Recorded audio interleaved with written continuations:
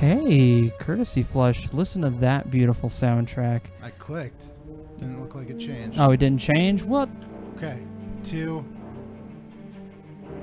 Now is it on? Is it up there? Yeah. Okay, I can't see it, so No, because you have the there. monitor turned away from me. Welcome to Courtesy Flush. We are going to be playing D&D. It's going to be super exciting, guys. Don't forget to do... wait, what's the... Wait, hold on. Let me turn you on. What'd you say, Nick? Smash that subscribe button, hit that like button. Smash that button. Smash your computer, because honestly, if you break your computer right now, you'll escape all the shit that's going wrong in your life, which is being on the computer watching us right now. There are other shit you could be doing, but then you decided to turn into us, and you know what? We appreciate that. We appreciate that here. Michael's over there looking. Are you on the D&D stream? Yes. Button? Okay, cool. Yep. So Michael's over there. We got Captain Cleveland as Sword Fighter tonight. Yeah. And back at it again with those white vans. We got John.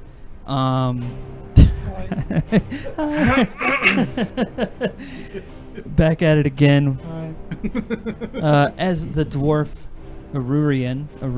Yes, Arunian. I got it right that time. Nick over here as Olivius, and then of course Jameer would be here. Unfortunately, he is having car issues and is not able to come tonight, so we're going to have to figure out a way to include him in the next one once we get through town. We're in the town of Phandalin, which is... How does it look over there on the stream? Could people see the map? I can't... Yeah, people can see the map. Yep. So we're in the town of Phandalin. We had just done an entire run through Trent Reznor Manor. Yep, Trent Reznor Manor. And Trent Reznor. and we had just killed... Well, we just captured... Yeah, you captured... You should tune in. Wait. What's the... no, Previously on the Courtesy Flush. Well, wait. We didn't... We wanted what's his name to come and look at... Sildar Hallwinter.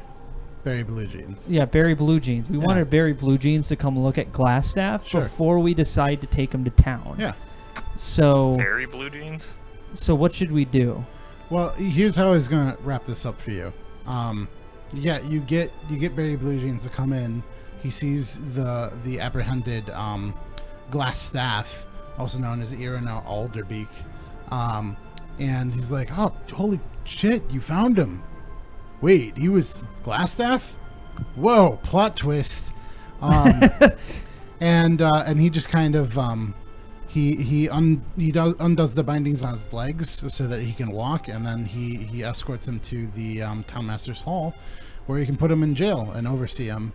Until he gets out again. Well, until he has to be escorted to Neverwinter or wherever. That was Sildar's goal in being, is finding this lost member, and now he has found him, and so he is personally responsible for the judgment that is merited out to this individual. And I don't know if you ever put it...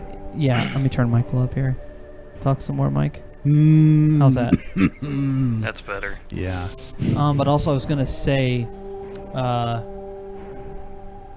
I took the correspondence between the Black Spider and Glassstaff. Yeah. Or Irino. Yeah. And I'm going to keep that. Okay. As I said before, I'm going to keep it because I don't know what I'm going to use it for, but it seemed like something that might be useful later, and I don't know what it is yet, but it might be cool. And we'll see. Look at you being all roguelike.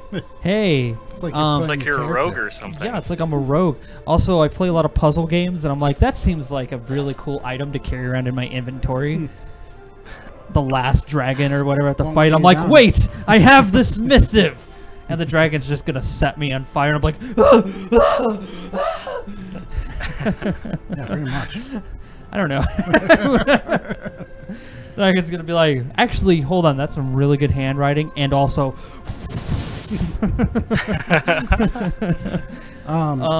Yeah, so you get back to the town. You find that the slaves you had saved have relocated back to the town and have found their homes, and it's just kind of reestablished what they were doing beforehand. They're very grateful for you. They don't have much of anything at all other than that. PTSD. Yeah, they have PTSD. They have PTSD. But Olivius, you take some time out to just study the glass staff that is what was Glassstaff's namesake. And after some studying and some divining and some good old plain guessing and messing around, you have figured out this is a staff of defense. And this is a slender, it's a hollow staff. It's made of glass, but it is strong as oak. So I don't know if there was a case where you just kind of dropped it or maybe you hit it against something, but it's probably sturdy. smacking Crow upside the head for some reason or I another. was the one who tested that out. I was like, I wonder if this works, and I'm like, oh, I'm so sorry. And you're like, you'd never touch a wizard's staff. And you hit me in the head. It weighs about 3 pounds, and this is a item that you must attune yourself to. And what attunement means is that you just have to spend some time getting to know it, kind of like sharing your magical ether with it, and just kind of becoming, just forming almost like a symbiotic relationship. We're missing our dice. They would have been sitting here until we moved it to do the computer. They would be in the white thing. Yeah, and all I did was move it, and I don't remember where I moved it to. So in classic fashion, we built Crow helped me put together my computer today out of all its disparate parts. Yay. And it is a functioning computer now. But as part of that, we cleared off the table that is in front of the couch here that you can't see. And apparently things disappeared. On the kitchen table, maybe? I'll be right back too. I have another set of dice somewhere. Is that Toothless? Who's drawing Toothless? We lost the dice! Hold on a second. I don't know how to erase, Hold on, so I I'm just trying. I don't either. I wanted to do stuff like, all right, guys, we're gonna start at Manor, then we're gonna cut across I don't know how to town. do Go that like dance this. that everyone's really popular with, so I'm just gonna do this. Roar, text. How do you erase? I don't know, but now there's red crap on.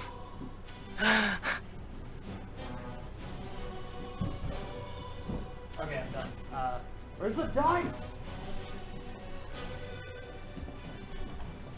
Guys, how does one erase? I'm sure like a little. Actually, these are cool. Hey, look at this. We get some fancy dice tonight.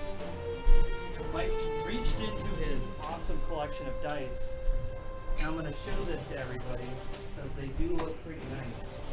So, here goes two. The dice look nice. Here it is. Is that supposed to be Toothless though? It looks a lot like I don't know Toothless. what the hell that is. How to Train Your Dragon? I just. Oh no, I haven't fucking. I didn't see that one. I just started drawing shit. I don't know if anybody can hear me even. Yeah, for those of you watching the stream who can't hear Crow right now rambling on about how nice these dice are, that's what he's doing. Meanwhile, John and Kevin are Drawing shit on the roll 20. You might be. How do we erase? How do you erase? Yeah, there's no eraser. I think you Can't just erase. select it and you delete Hey, it. Sea of Thieves, what's up? No. Select it and just. Yeah, so delete? you have to change from what you use to draw to Oh. the pointer, and then you can That's just a lot of deleting. yeah. Well, can Okay, you- gotcha. You can Do you a can, box? You can drag. We select did it. too. Okay. Oh, okay. So sorry, Mike. Sorry that we lost the dice for now, but we'll find it. No. Going on from what you were saying. All right. So Yeah, so I studied the glass staff after smacking Crow with it. So not only do you have a +1 bonus to your armor class when you're wielding the staff, which you so desperately fucking need, This staff also has 10 charges, which are used to fuel the spells within it. And with the staff in hand, you can use your action to cast one of the following spells, as if the staff is casting it. So this is things that you don't have to spend spell slots on. Okay. Mage armor or shield. So mage armor, I don't know if you can cast that on yourself. That might just be something you have to cast on other people. You'll have to look that up. But you can cast mage armor. That will be 1 charge. Or you can cast shield. Shield is placed on yourself, I believe, and that's 2 charges. You don't have to have any components. And those charges recharge. The staff leeches off of your magical, your ambient magical energies, and you get you. Sorry. It recharges all of its charges each day. So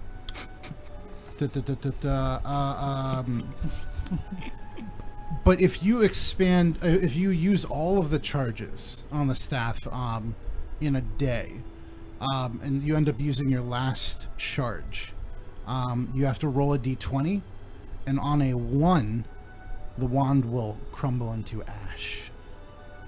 The wand won't feel very good, Mr. Stark. So you might want to be careful with that. Duly noted. That you can only use that. But as far as Super loud. as far as our campaigns Michael, go, you are so insanely quiet right now, and Nick is like really, really loud. Hold on, I'm turning Nick down some more. it's because Keep talking. Mike is the one who controls the audio. Keep talking, and Nick. Nick has the shotgun mic. Talk. How's that, guys? That's good. That's fine. Okay, and then Michael. Piss There you and go. grits. There we go. And that's what they serve at Cracker Barrel. So like Discord gets its own audio sliders, whereas the stream can hear you guys just fine. Oh. So like there's Yeah, you're like, yeah, I turned Mike up, and I still hear Mike like in the corner of the room. It's like, yeah, and this staff can do this thing. oh Anyways, let's continue. So that's what the now Olivius as that staff of defense, which was sorely needed. he needed a staff anyway. The bow and arrow wasn't doing him any good. Well, it should work just fine. Like he's got the +2 to it now, if he didn't have it before, which I think he did. But it's still pretty decent. Anyway, actually no. Not only do you have the +2, you also have the +1 bow, which is +1 to everything. So it's like +1 to hit, +1 to attack, all of it. So you should have +3 with your bow, Olivius. After taking up all of the treasure that you guys found, Olivius was a big help with that too, because he's a centaur. He can move a lot of After shit I at got the same done time. being mostly dead. In exchange for being a health potion sponge, he helped carry out a lot of the treasures that weren't gold pieces, and you took them over to The Miners Guild. yeah, you took them over to the Miners Guild, the trade post, the exchange. Yeah. the Miners Exchange, where you got some good prices on it. You felt fair enough. That's what the last conversation I had with him. Like, I'll take the frog. I'll take the look. I'll take the frog. And I'm like, you know what? I don't trust you now. All right, what do you want? Like, and he was about to give me the full price for it too. And then I was just like, no. Fuck it. And you were like, I'm gonna this, sell fro-" this- sell and then this to Mike's like, Garfield. this frog is not worth anything. Like as the game creator, and I was like, God but I comes still down don't and understand. But I still think I can argue for more. Bet I can get more for this. And then he was like, no, you Jade can't. frog is like, I'm not gonna give you that. That was a good one. But you guys roughly, let me make sure I have this open on my screen. Everybody roughly has about 220 gold pieces. Okay. Small fortune. We can spend it. Except for Mass. Mass has that plus 150 From not having any scruples about robbing the dead. because he stole those rings. He was like, well, they're dead. They don't need them They anymore. don't need a fucking. So, he took that. I won't rob the dead. And I've been attacked by plenty of necromancers to know that's not a good idea. with some of that extra money, he decided he'd go have himself a little party all by himself. And he's like, he'll catch up with us at the next. it's like, you guys take. He's like, We have the walkie, the Rocky Talkies, the stones that will allow us to talk over long you distances. guys take it easy. I'm about to have some fun. Yeah. Radio So he stones. gets out of here, and Yeah, they're stones that they're like basically just like you speak and then we can hear you. they're called. And we all have one of these. Yeah, they're called stones of far speech, but everybody just calls them Rocky Talkies. They're a game mechanic so that you don't have to say, oh, I go back to the party and I tell them what I saw. No, you just tell them. It's just to let, like, if you were actually role playing and being like, okay, I have to actually be there to talk with them, tell them what's going on. No, you have the Rocky Talkies, so you don't have to worry about it. But everybody has about 220 gold, except for Sword Fighter. Sword Fighter. We'll say Sword Fighter has maybe 100 gold. He brought it with him for whatever he's been doing. He's got some gold. But he did not participate in that last. So how are we gonna meet Sword Fighter? That's a good question. Sword Pop out of Fighter. the pond. Why do you find yourself in Phandalin?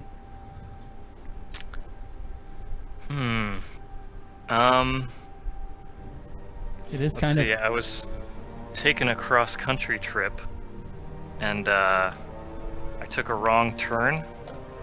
My horses. Took Oh a my left gosh, turn what in a- Albuquerque.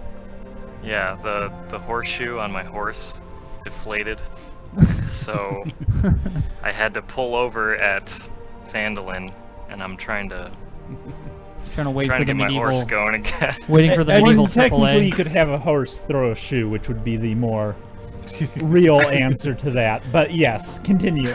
what will say your motivation for kind of like, other than like you found yourself in Phandalin. Now the reason that you're going to stick around and probably ingrain yourself with our party is that in your Can we meet him? yeah, you guys will.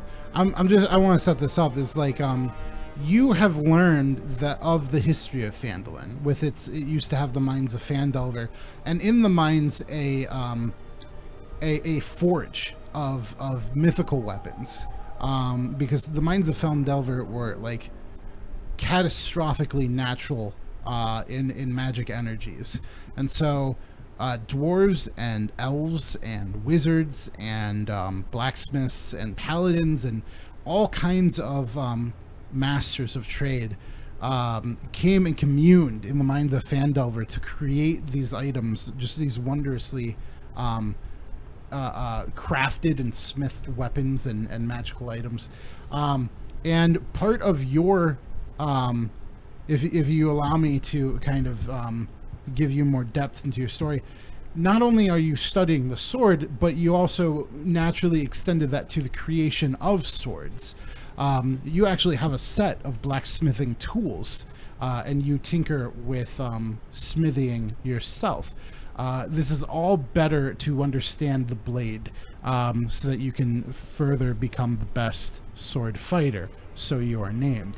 And so you figure, well, fuck, I'm gonna try and find this shit, see what I can do with it, see if there's anything for me to learn along the way. That's what you're looking for. What would among Phandalin, there's a couple of different places. There's the Stonehill Inn, which is the town's like major inn. It's where they have rooms to stay. It's where they have the tavern.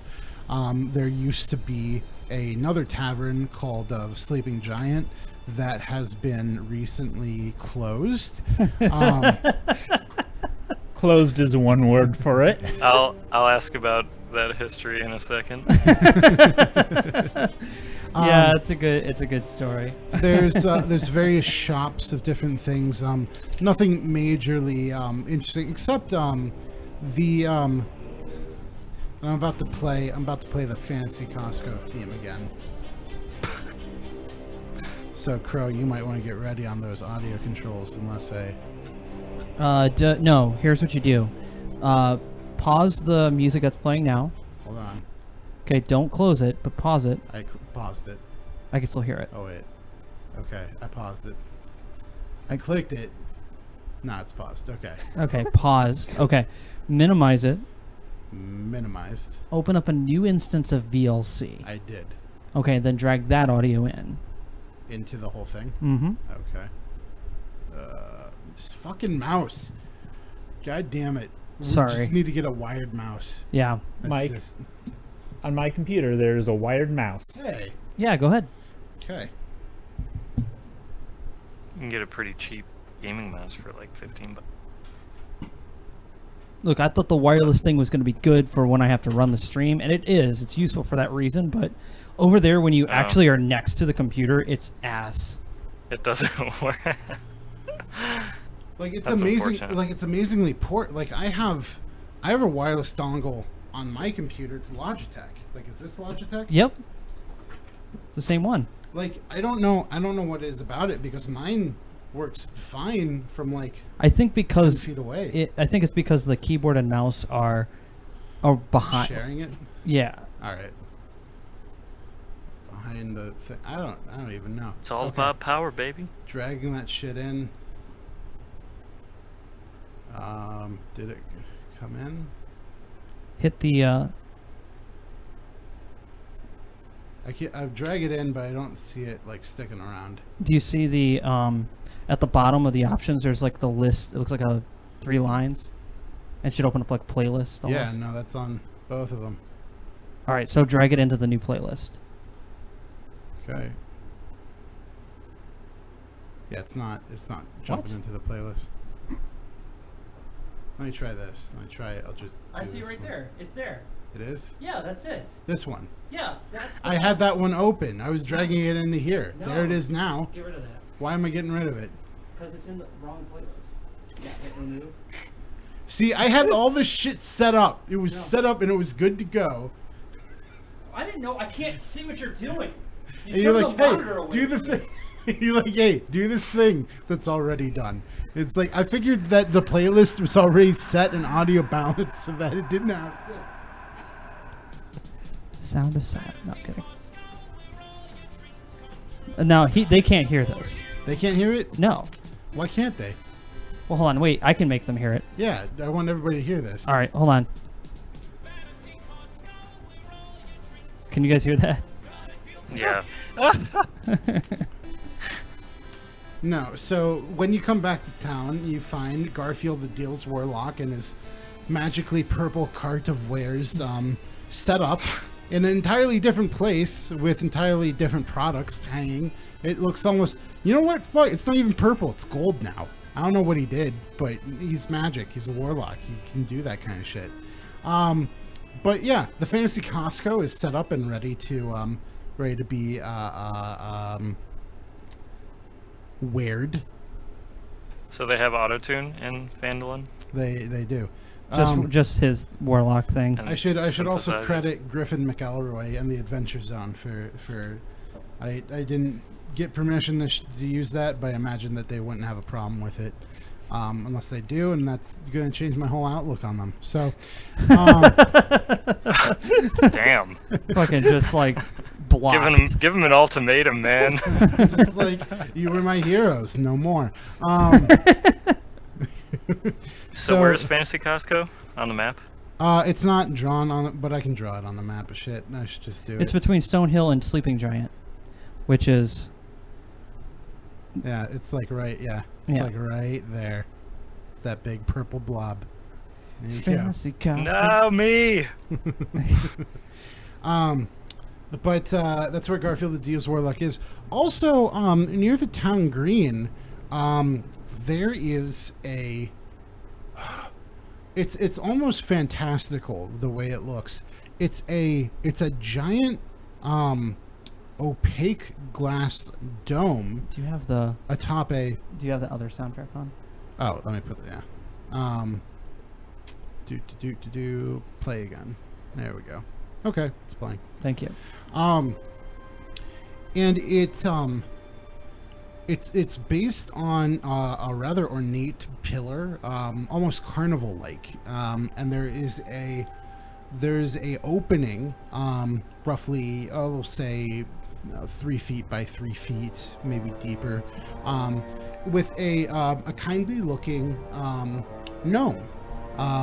He has a very large book on a pedestal next to him, and he's just kindly smiling.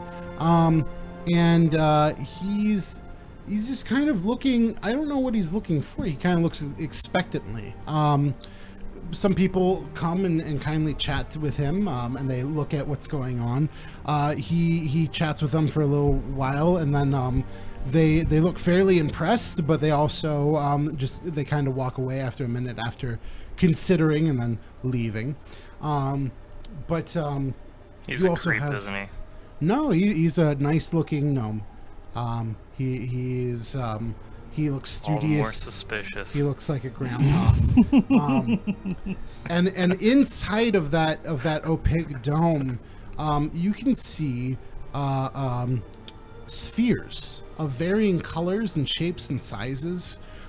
Some as small that would fit in your hand. Some as large that it might as well be a giant beach ball for all you know. But you have that's near the town green, so I'm gonna put that Okay. just right there. It's a big green blob for that. You also have some of the people in the town of Fandolin that asked you to reach out to them in the event that you succeeded in basically not dying. But getting rid of the red brands. You had the Lady of the Shrine who wanted you to come see her if you came back. You had the Town Master who didn't particularly want to see you or didn't really worry about the red brands because he's a fat coward. But he did give you a quest or an option to go see about some orcs that were camped out.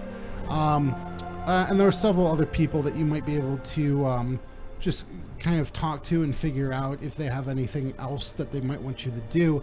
Now that you've essentially proven yourself, there are. Now that we have street cred, you got some street cred. Some of them are looking to employ you basically in some of the different things that they're doing, and you might have some quest offers if you go see and talk to some of the people. Okay. Yeah, you all have roughly 220 gold.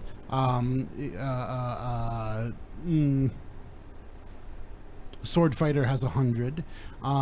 You have the opaque glass dome in the town center. You have Garfield the Deals Warlock between Stonehill and Sleeping Giant, and you have the rest of the town to roam before you decide kind of what you want to do. So what would any of you like to do? And it's a town, it's fairly safe. You don't have to stay together. In fact, we haven't even established that Sword Fighter has met any of the other party yet. Yeah, that's what I was thinking. I want to meet Sword Fighter. All right. So like, how do we? Where is Sword Fighter? Yeah, where is Sword Fighter? In this town. Let's say he's at the smithy. Okay. Learning or helping with metal work. All right. To try to make money to fix his horse. In his quest to understand the blade, you told me he took up blacksmithing. Mm-hmm. So he can also use that to,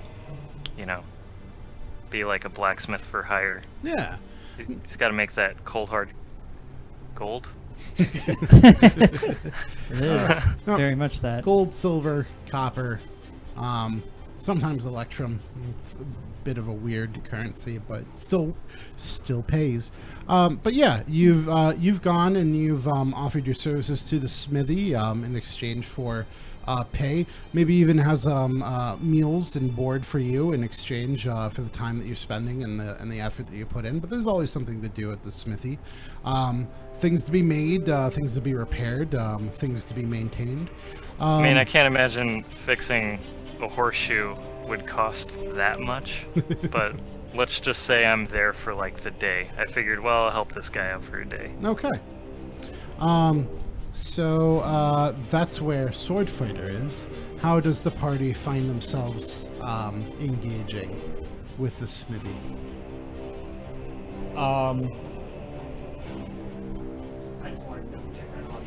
Sorry. Okay. I decide to go ask the smithy Well, I was gonna how say. insanely expensive a set of armor would be for me. And then also probably to get a new pair of shoes. Not necessarily. You I think don't know. You might need some horseshoes. Be kind of hard to get those back. You know, you can't really shoe yourself. Really. No, You might but be able to horses use don't magic. necessarily need shoes. That's true. So Yeah, Do you he's want not. some? Yeah, he's like. I'll give you +1 to your trampling if you get horseshoes.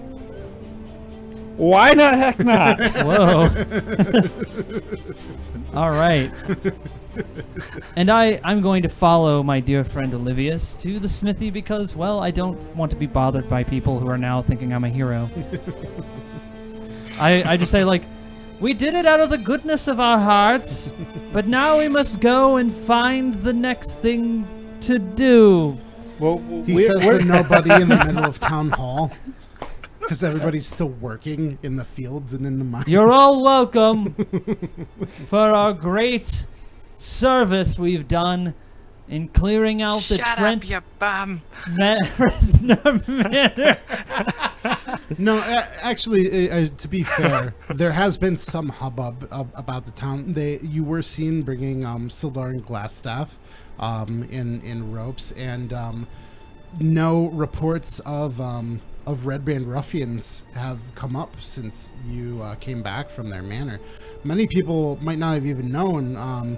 Carp and his mother were very glad to see you back alive, but very impressed to see that nobody else really came back alive either. And I'm just like, Carp, do not play in the manor unless you wish to die a horrible death. He shakes his head. He's like, yep. Because we left a creature up there, and we're not going to mention it to anybody. With a lot of very dead bodies.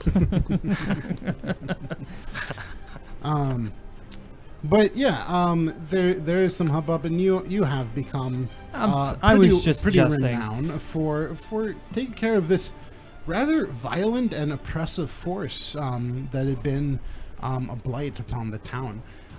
So you walk, you're walking to the smithy, and you see what seems to be a capable young man at an anvil, hammering away at a horseshoe. And he actually, Kevin, roll a d20. What do I type? You're Or no. rolling 1d20. There's actually options at the top left for a Oh. dice. Yeah. And get a dice roller, and then you select the dice you want to roll. Top left. Yes. Suck at this. Here it is. Yeah. Okay, 1d20. Yep. Roll the 1. Whoops. Struck out. You see him, he's at the anvil, and you guess that he's messing around with a horseshoe, but it's just a hunk of metal from what it looks like, and maybe it started out as a horseshoe, or maybe it was but he's not even using like the right part of the anvil. He actually goes to hit it, and then the reaction force of like hitting the metal so hard, the hammer comes back up, and he kind of hits himself in the eye a little bit, and he's like, "Fuck, Jesus Christ, fucking hell, this is hard." Dude, ones are terrible luck. It's like if you roll a 20, that's like a critical hit. If you roll a 1, that's a critical fail. No. So Cool. So you're like, and this is it's a great way to get introduced. this is unusual for you. Like, it's actually pretty frustrating because like this isn't very hard. This is kind of like blacksmithing 101. You're proficient with blacksmithing. You have your own tools. Maybe it's just this anvil's so new to you. It's a shitty anvil. You're trying to make it work because if anything, I'm just trying to make it seem like I'm worse than I am. to make the Trying to fit in. make the blacksmith feel good about his job. All right. What, you want to buy armor from this crappy place? There's way better armor in the capital, pal. So yeah. So that's what you see as you walk up to the smithy. Excuse me. Is there anybody here who can service a horse, person, centaur? What do you prefer? What's your pronoun? I don't know. Is there anyone here who could service a horse man? He needs armor. Also horseshoes. I believe. I could help a horse guy out, but I'm not gonna service him. Well, you know what I meant. I do appreciate good humor. Yeah, what do you need? Well, I explain assume to I'm him, the Olivia. young man who fucked up. Yeah, you're. Okay. Yeah. I'm sorry, what? Olivius? After seeing your last, we'll call it below, is your master around? Because I think I might rather talk to him. My master. Oh. Hang on, he's gonna love this. I guess I walk in the back, tell him a horseman needs servicing. Dude, I just choked on my pot. Oh, okay, that feels better. I was like, oh god, it hurts. All right, go ahead. Do I roll to see if the blacksmith actually comes forward? Or... No, he's there. He's just Okay. You gotta play the blacksmith, Mike. Yeah. I don't think I ever gave this guy a name. Let's just say he spends a lot of time name is around Biff. smoke and Tibet, and he smokes himself. He's actually got a pipe right now, and so he's got a permanent cough. Biff the blacksmith. Just Yeah, call- I'll call him. I told him that a centaur asked for sexual favors. He's the. This I gotta see. And so he grabs he puts a hand on his pipe as he gets up and takes it out of his mouth, and he comes out to the front and takes a look at Olivius, and he's like, well, won't be the first time. I believe you have it wrong. Olivius here needs armor, not sexual anything. He's still a young lad. Let's give him some breathing room. So I wanted to inquire Mr. Biff about two things. One, a set of horseshoes, and two, I'm just trying to price out armor for myself. I had some rather unfortunate run-ins under the manor recently, and I just feel like some armor would be gratefully appreciated by And myself. some throwing daggers. Is that allowed, Mike? Yeah. Okay, I want a ranged weapon like that. Okay. And some throwing daggers some for some throwing knives. throwing knives. Throwing Yes. knives. Well, they're called throwing daggers in like most RPG settings. Really? Yeah. Oh. Gun? I'm sure everybody figures. I'm sure everybody knows what you're talking about. Regardless, the blacksmith says throwing knives. Yes. I mean, throwing knives. Well, in my trade as a man who works in a circus, apparently, I call them throwing daggers. But of course, you are the man of technical expertise. And where did Arunian go? He just seemed to have wandered off by himself again. I swear, I'm going to have to get a harness for that little man.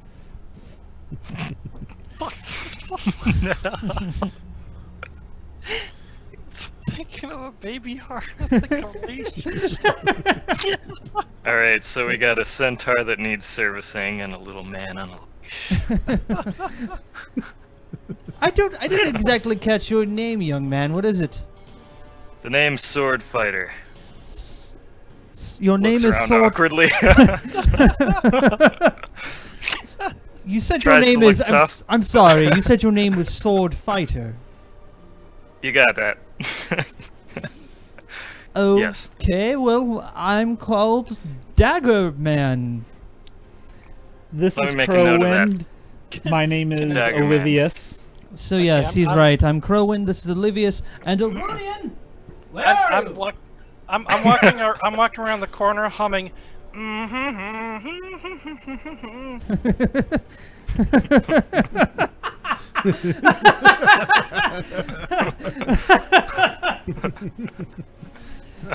Arunian, do you need any What the- weapons? A gun! What? A gun! What's the gun? Like a gun. Like what? Describe to me.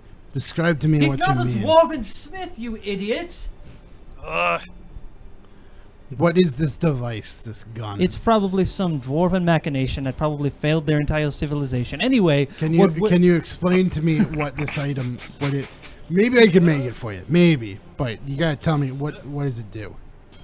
Well, it shoots projectiles. Like what? Okay, like a crossbow? Do you want crossbow? No. More like with gunpowder. Gunpowder. What kind of projectiles? Like a pellet. Like a food pellet? What are you talking about? Like a stone. A stone. so it's a lot like a sling, I guess. You mean like? You mean a? Wait, you want to blow up a stone with some gunpowder? You mean a boomstick? You want a boomstick? Oh, is that what they're called? Yeah, I'm not skilled with that particular form of smithing. He just throws his hand up like. No, Well- we're all pretty classic here. All right, sword fighter. Mostly horseshoes, hose, picks, the occasional sword, and throwing dagger. Throwing knife, I guess, in this ball. Throwing knife, yes. Do you make throwing knives? Yeah, Are they got some. balanced? They're pretty good. Would you like to check? Yes, please. All right, so That's what he the hands reviews you. say on Amazon. Pretty good. He hands you one of his throwing knives. Can I roll d20 to expect the... Yeah, go ahead. Roll a d20. I got a 10. Got a 10. Yeah, there doesn't seem to be anything particularly special about it. It's it seems like there's a little bit of weight, maybe a hair unbalanced on the back end.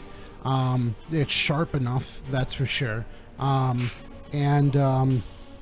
it's light enough to throw a good distance and still have a good bit of lethality to it. All right. It is a little bit better quality than I was expecting. It is a little bit unbalanced in the end, but I think I could make it work with the right adjustments. Tell me, how much do you want for it? Well, let me think about the time. They're probably not that expensive. I usually knock these out in fucking a couple of days. You don't know your own prices? Savage a bunch of things. Well, you know, it's like I don't specialize in particular. Like, you want weapons. I mean, we got the Lion Shield costers, but do you want the fresh-made, homegrown stuff? Yeah, I suppose. This stuff is just kind of made as a hobby. Let me see. For a hobbyist, you made quite a good throwing knife. Well, I've done a pretty decent. I'm stuff. guessing What do you it was... guys need weapons for anyways? Well, what do you think we need weapons for? To defend ourselves. In the past 3 days, we've killed 4 bugbears. 5. 4. No. No, 4. Yes, no, it was 4. I'm sorry, I can't count. Yeah, no, that was I right. wouldn't have taken Fandolin as the rough neck of the woods. I believe they were some recent imports to the area. Yes, I don't believe I'd ever seen a bugbear until about 3 days ago, so it was quite the harrowing the adventure, but we were able to defeat them with our Olivius's great magic and our friend Mass Mage, who is not here at the moment, currently enjoying his garden gains, and So- myself. For the throwing daggers, we're gonna call that about 2 GP apiece. Can I take 3, please? Yeah, absolutely. Can you? Sorry, I'll write that. How much did I have? I'll make sure to make a tally. Yeah, plenty. So how much gold did I You had have? about 220. So Okay. now you're like 214, Okay. right? Yeah.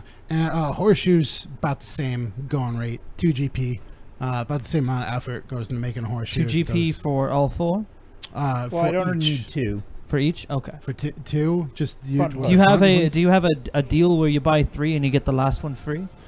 That's actually a pretty good idea, man. I should start offering 7 for the price of 6, pal. that. That's actually a fantastic deal. If you, I mean, I've seen plenty of. I tell you what. You buy 4, I'll shoe you for free. Okay, we'll go Alright. with that. You can't find a better man to shoe you, I suppose. And you, sword fighter, and what is it that brings you here to Fandolin? I'm on a journey of self-discovery. Ah, a man of action, I suppose. Traveling across the countryside. And how far have you traveled? Far enough. Far enough. Okay. Well, if you're looking for action, I believe joining us may be the surest way to find it because... Wait. You know what? You talked me into it. Wait. Allow me to at least ask him a few questions before you bring him into our band. First of all, the name is Sword Fighter, Olivius. You can't just invite a man who calls himself Sword and Fighter. I've nearly died twice yesterday, or today, or whatever day it is. I'm so screwed up from this. I haven't died. What do we need a sword fighter for? So that I don't die again. You have a good point there. Sword fighter, would you join us in our quest to find our friend, what's his name? Gungeon Rockseeker. Gungeon Rockseeker. Let me think about it. Yes. Well, we don't really exactly have a steady salary or anything, but having a man such as you around will definitely tilt the odds in our favor. Psst, Crow. What? What do you want? Can I have a word with you? Excuse me for 1 minute. I hear a child in the distance. Yes. I roll my eyes and glance knowingly at Sword Fighter just to let him know that this kind of thing happens all the time. What is it? What do you want? Don't you think he was kind of eager to join? Weren't you just a little eager to join? I don't remember you just being like, nah. That's a different story. You think I want? Well, if you ever want to become an elf again, you know exactly why we're here. It's kind of shady, don't you think? I'm coming up. Well, we have you here to defend us. I mean, if anybody's going to be able to defeat Sword Fighter, it will be you. This is true, but if anything happens to me and my name goes away, can I be called Crossfire? No! We're not going to call you Crossfire. I don't wish to get caught up in that. Anyway. Sword Fighter, welcome to the team. Yes. Did you Glad just I say made the cut, yes? I don't be keeping my eye on you. As the blacksmith is shoeing Olivius, he's also just kind of sizing him up, getting an idea, and says, "You said something about armor, right? Well, taking a look at you, if I had to assign a number to what your defense would be against getting hit, I'd probably give you a 13. And then with that staff of yours, what kind of staff is that? That's some sort of magical item? It's a glass of magical it is quality. Yes, magical glass staff. What's magic about it? It has I want to hear this. Certain charms that it can cast to protect myself and others. Does it give you any kind of like? It feels like you're holding on to it pretty tight. Like, is it giving you a bonus just by holding on to it? Was it +1? Well, Okay. Yes, it is a little bit. So that's going to boost you up to 14 if I was going to give you a number. And now let's do it. As far as armor goes,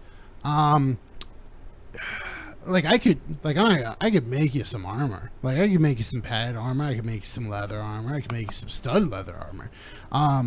But it's geez, you're not the fastest centaur on the block, are you? You're not exactly Mr. Nimble. And armor only does so much, you know. So, like, if you were to increase that number that we had previously talked about, you'd need something like, just to equal it. Like, you need like breastplate armor, and then to increase it by 1, you'd have to get like half plate mail, and then for something like, geez, someone your size, that's gonna be, oh shoot, that's gonna be like 3,000 gold.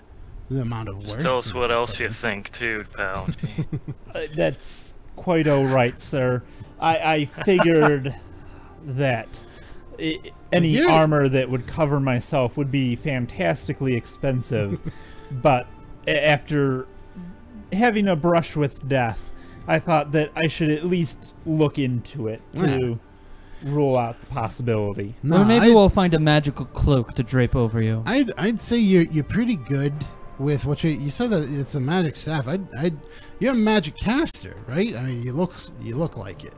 Well, he's definitely no good with a bow, so you're absolutely right on that. You might want to rely on that. Maybe think about use that staff. Use that staff a lot more than your armor class is pretty good. I'm surprised you're getting hit as much as you are, actually. With that +1, you're probably in some even better shape. But yeah, don't be afraid to use that staff. Until then, maybe when you save up enough gold and you're feeling like you still want to look Mr. Fancy, you can come get some barding. But man, it's going to be a pretty penny. I tell you what. You are not a small thing. I understand, sir, and I thank you very much for your time.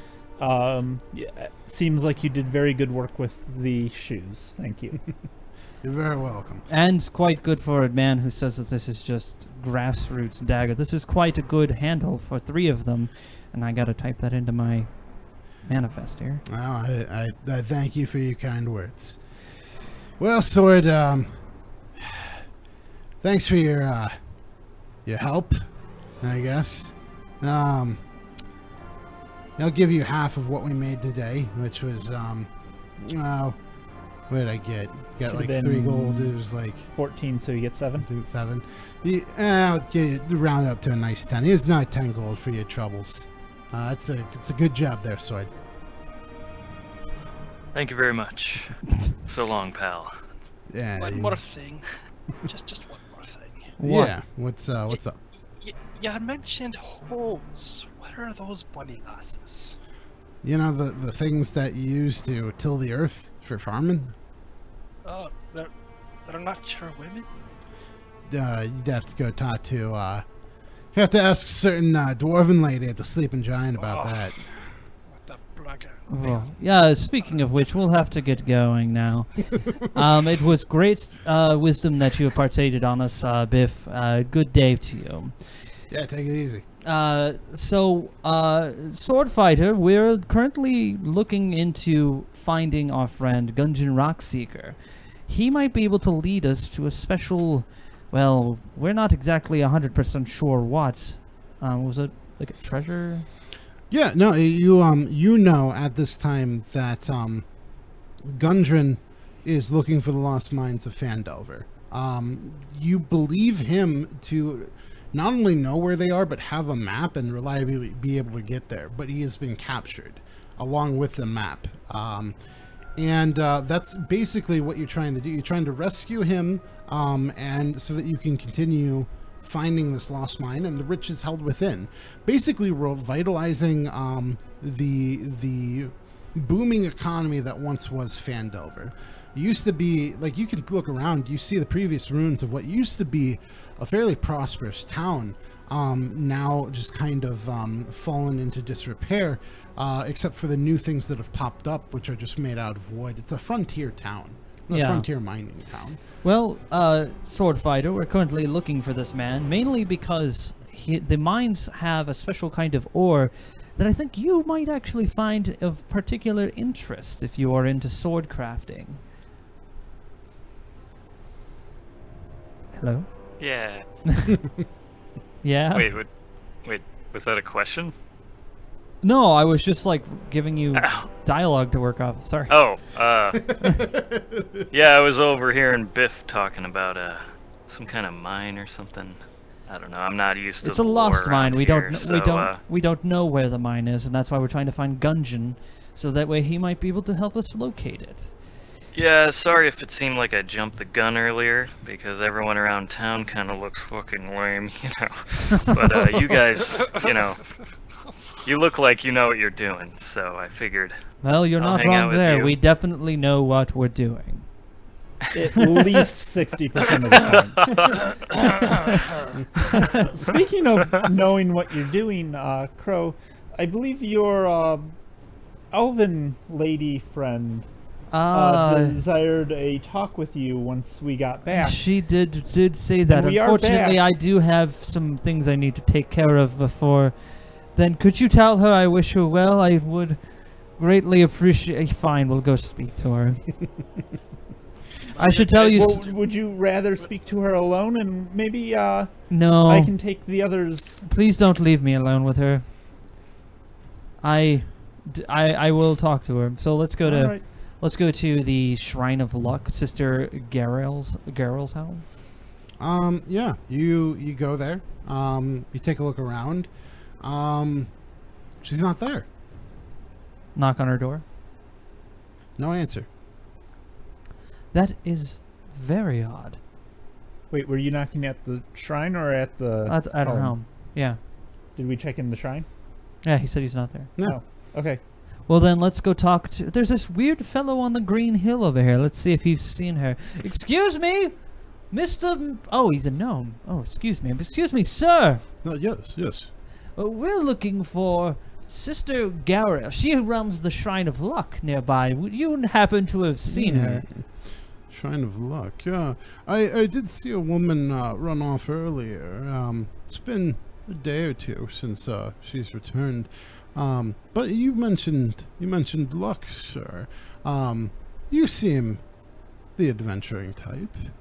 You seem the Please. kind of man who might stake himself on luck. Am I correct in such an assumption? You are correct as long as you're not trying to sell us insurance. I will Oh, tell you what I told the man in Neverwinter. I am not interested. Absolutely not. No. What I offer you is quite more rewarding and tangible immediately. Well, as long as it shimmers gold, then I guess you and I are in the right mindset. Tell us what you're offering. It might. If you take a look take a look behind me at the contraption, you see this is the premier magic item gachapon. Couchapon? I didn't. I not quite catching that last word. Yes, we what don't was have it to- again, or what does it translate to? Gachapon. You know, you gachapon. You all right? Essentially, you pay me. It's You a get, gambling machine, isn't Yeah. it? You get a coin for the gachapon. You place it in. You turn the knob a couple turns through the round. Round and round the orb goes, and an item pops out of magical quality. And how much does this cost? This would cost 100 gold pieces for a coin. Well worth it. This is bullshit. Sword fighter, please. Let the man speak. Let him spew out whatever nonsense that he's saying, so that way we can continue on with our journey. Because clearly, for 100 gold a coin, it doesn't really sound like you're giving us much of a deal here. I mean, I am not a gambling man, and I also am a gambling man, and I know the odds when I see it. This doesn't seem very fair. Well, all right then. Perhaps an example's in order. Yes. Garfield was at least allowing us an example before using his also weirdly gambly machine. What class would you identify yourself as, sir? The class of 1462. A rogue it is.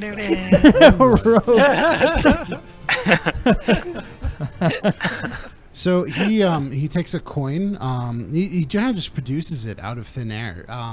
The mechanic is kind. Great, more magic. Roll a d20, Nick. Roll a d20. I got a 9. Yeah, 9. You were paying pretty close attention to what was going on, and you're studied in magic, even a little sleight of hand, and you're kind of flabbergasted as to just what happened. You don't know if it was transmutation, maybe even maybe some sort of illusion. You can't even identify the kind of magic that it was. But before you're even pondering it, he walks over to the machine, places a coin in the slot, and twists the knob. And the orb itself kind of turns a little bit, and all of the items, all of the orbs within shift slightly. And then you hear a plunk as a orb drops into the doorway that's underneath everything, where the gnome picks it up and he takes a look, and he's like, okay, let's take a look at this. He pops open the capsule, which disappears into the Ethereum, and it looks like an egg. That's 8. There's a lucky egg. It is small. It is silver, and it hangs on a gold chain. Twice per day, as an interrupt action, the wearer may kiss the egg and force any die to be re-rolled, similar to the lucky feat. Is that really what it does? That sounds absolutely amazing, but we have to be going. Well, at least I do anyways. Anybody else here buying this? No, that's absolutely what the lucky egg does. It is a magical item. You wear it on your you wear it around your neck, around your nose. And this is something that you can do. I believe it's magical, but I'm being me. All right. I'm trying to do me. Now, this is forcing, it says any die to be re-rolled. Now, that is absolutely any die. So you might force another attack roll. If this one is hitting you, you force another roll that might not attack you. If you miss your attack, you can roll again. So it's any of mine or anybody else's for that matter. Any of yours, or well, I mean, it would be yours if you had bought it. No, it's okay. Now. Fair enough. But that's just an example. He takes the egg, he puts it around, and he kisses it as he puts it around his neck, and it disappears, and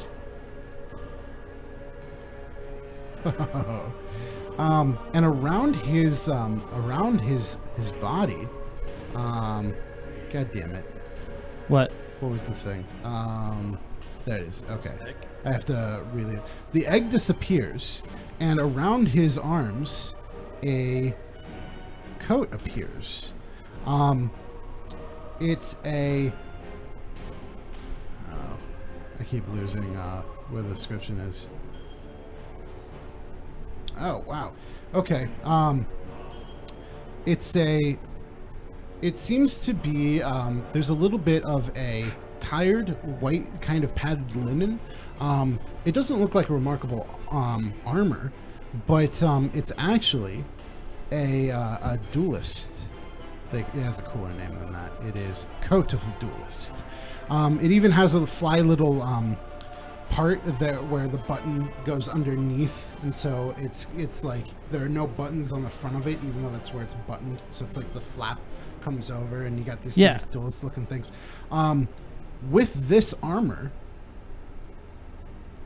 you add double your dexterity to your AC rather than once, provided you are either wielding only one weapon in one hand or none at all. Furthermore, you may additionally move up to your speed during an opportunity attack if you hit with that attack.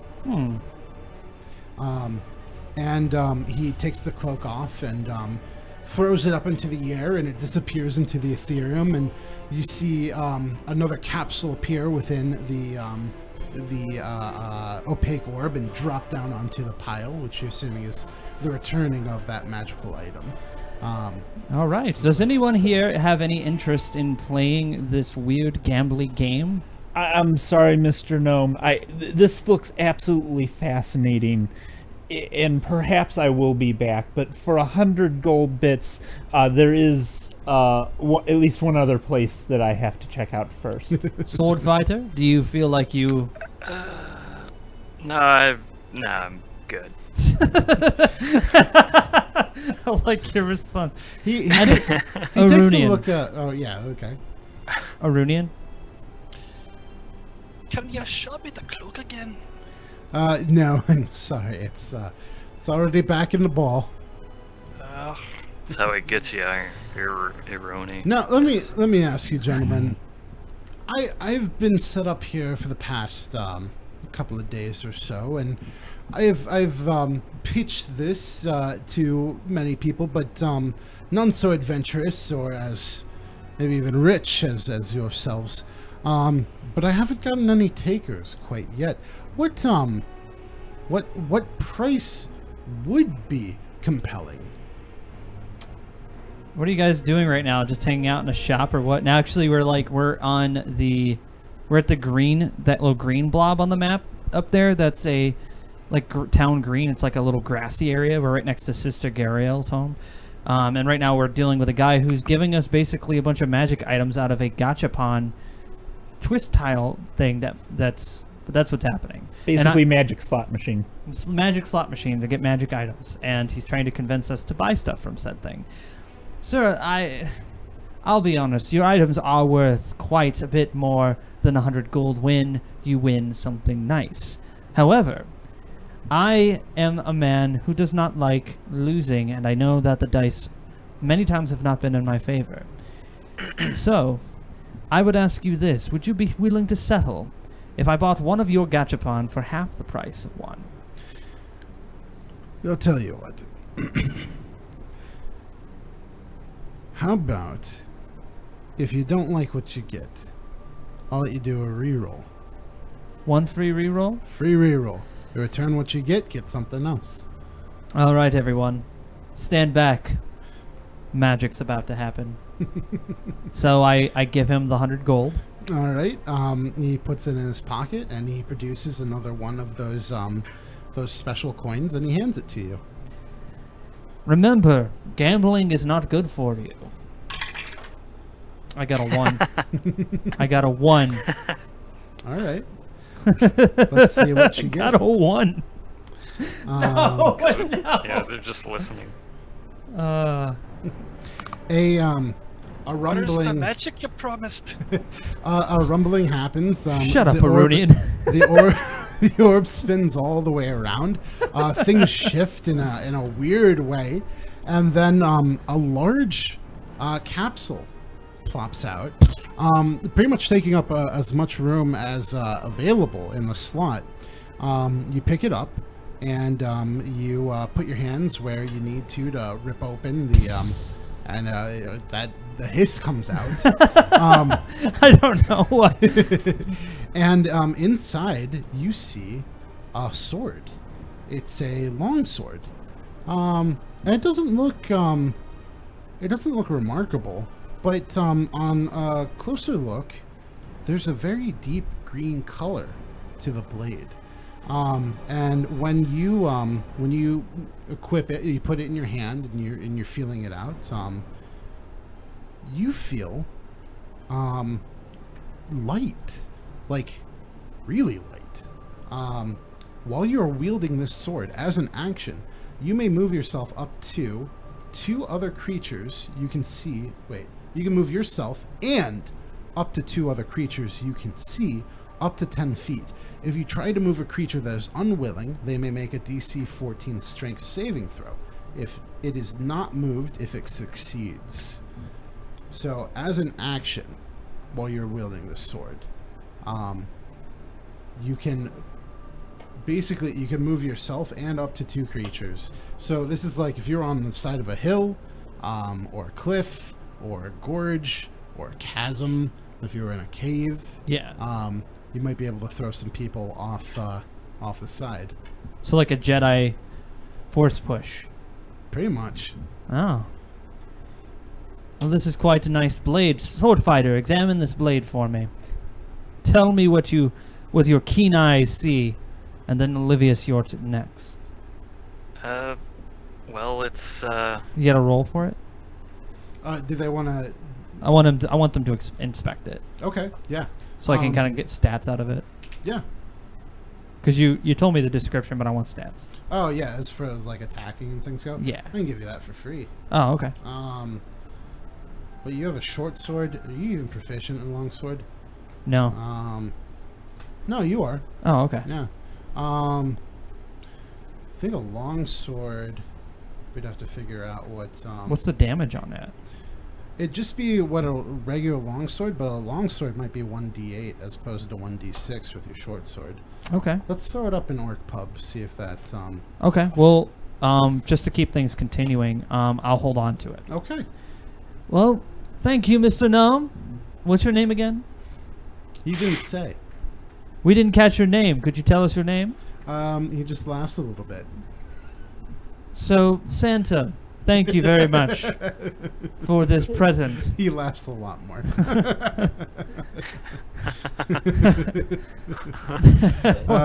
And like I said, Santa, I appreciate. My name is Derek. Derek? I try not to answer the seem mysterious. It's not a very remarkable name, is it? I think it is a perfectly wonderful name, that Mr. sounds Derek. good, right? And no sword fighter, Rooney? Yeah, it sounds great. I suffer from basically I try to examine all options. It's a kind of failing on my part sometimes. Other times it's a benefit. But like I said, there's one other place that I must check out first. But I think I may be back because I'm interested. I'm very interested in your contraption. Okay, I'm going to add that to my thing, so I'm now at Okay. 114. Okay, so I'm at 114, and I have a new longsword. Actually, Force push. I'm just going to call it the longsword of force push because I don't really actually have any. It's a 1d8. Gotcha. Can I give it a name? Do you want to give it a name? Yeah, it can be called the Emerald Blade of Leafall. Ooh, that's a good It's a one. lot better than force push. Yeah, the emerald. Sword of the Wind was its original name, but you can call it whatever you want. I like it. Emerald Blade of Leafall. Love it. That's a good name. All right. Damn, John. That's good. All right, cool. Okay. Got it. So I decide to walk down the road and check out what Garfield has. Oh, all right.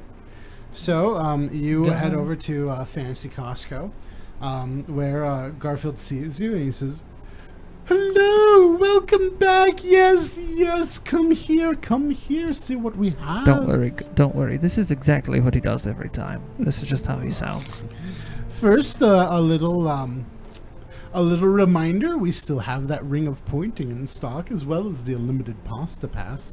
But I'm sure you're here to see the new wares, aren't you? No, I came here for the unlimited pasta pass, clearly. It's a 10 gold pieces.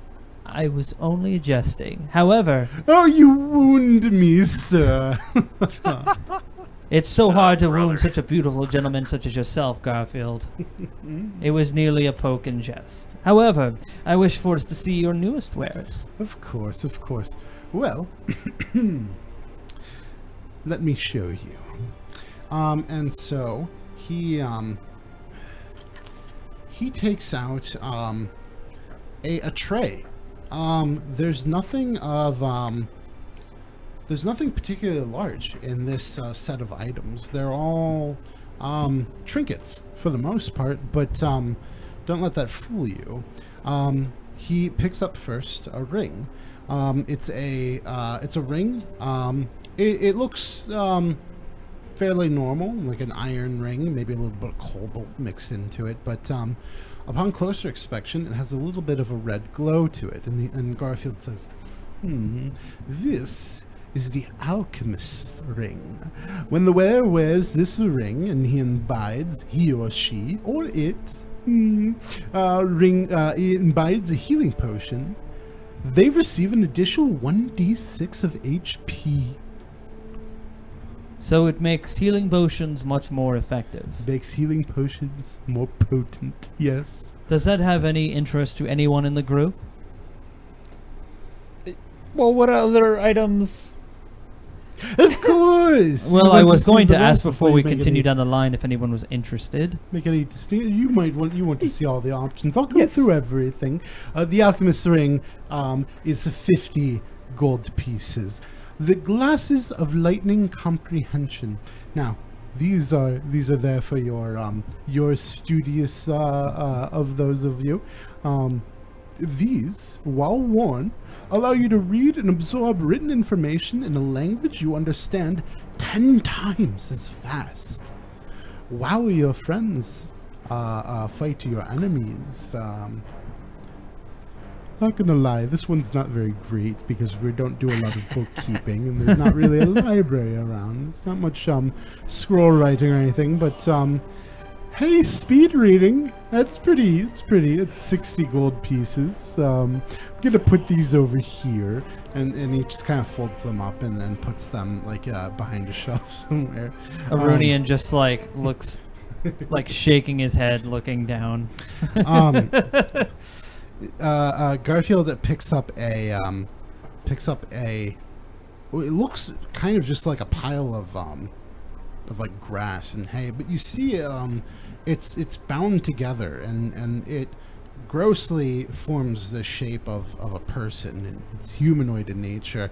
And Garfield smiles a little wickedly and he says, this is a haunted doll.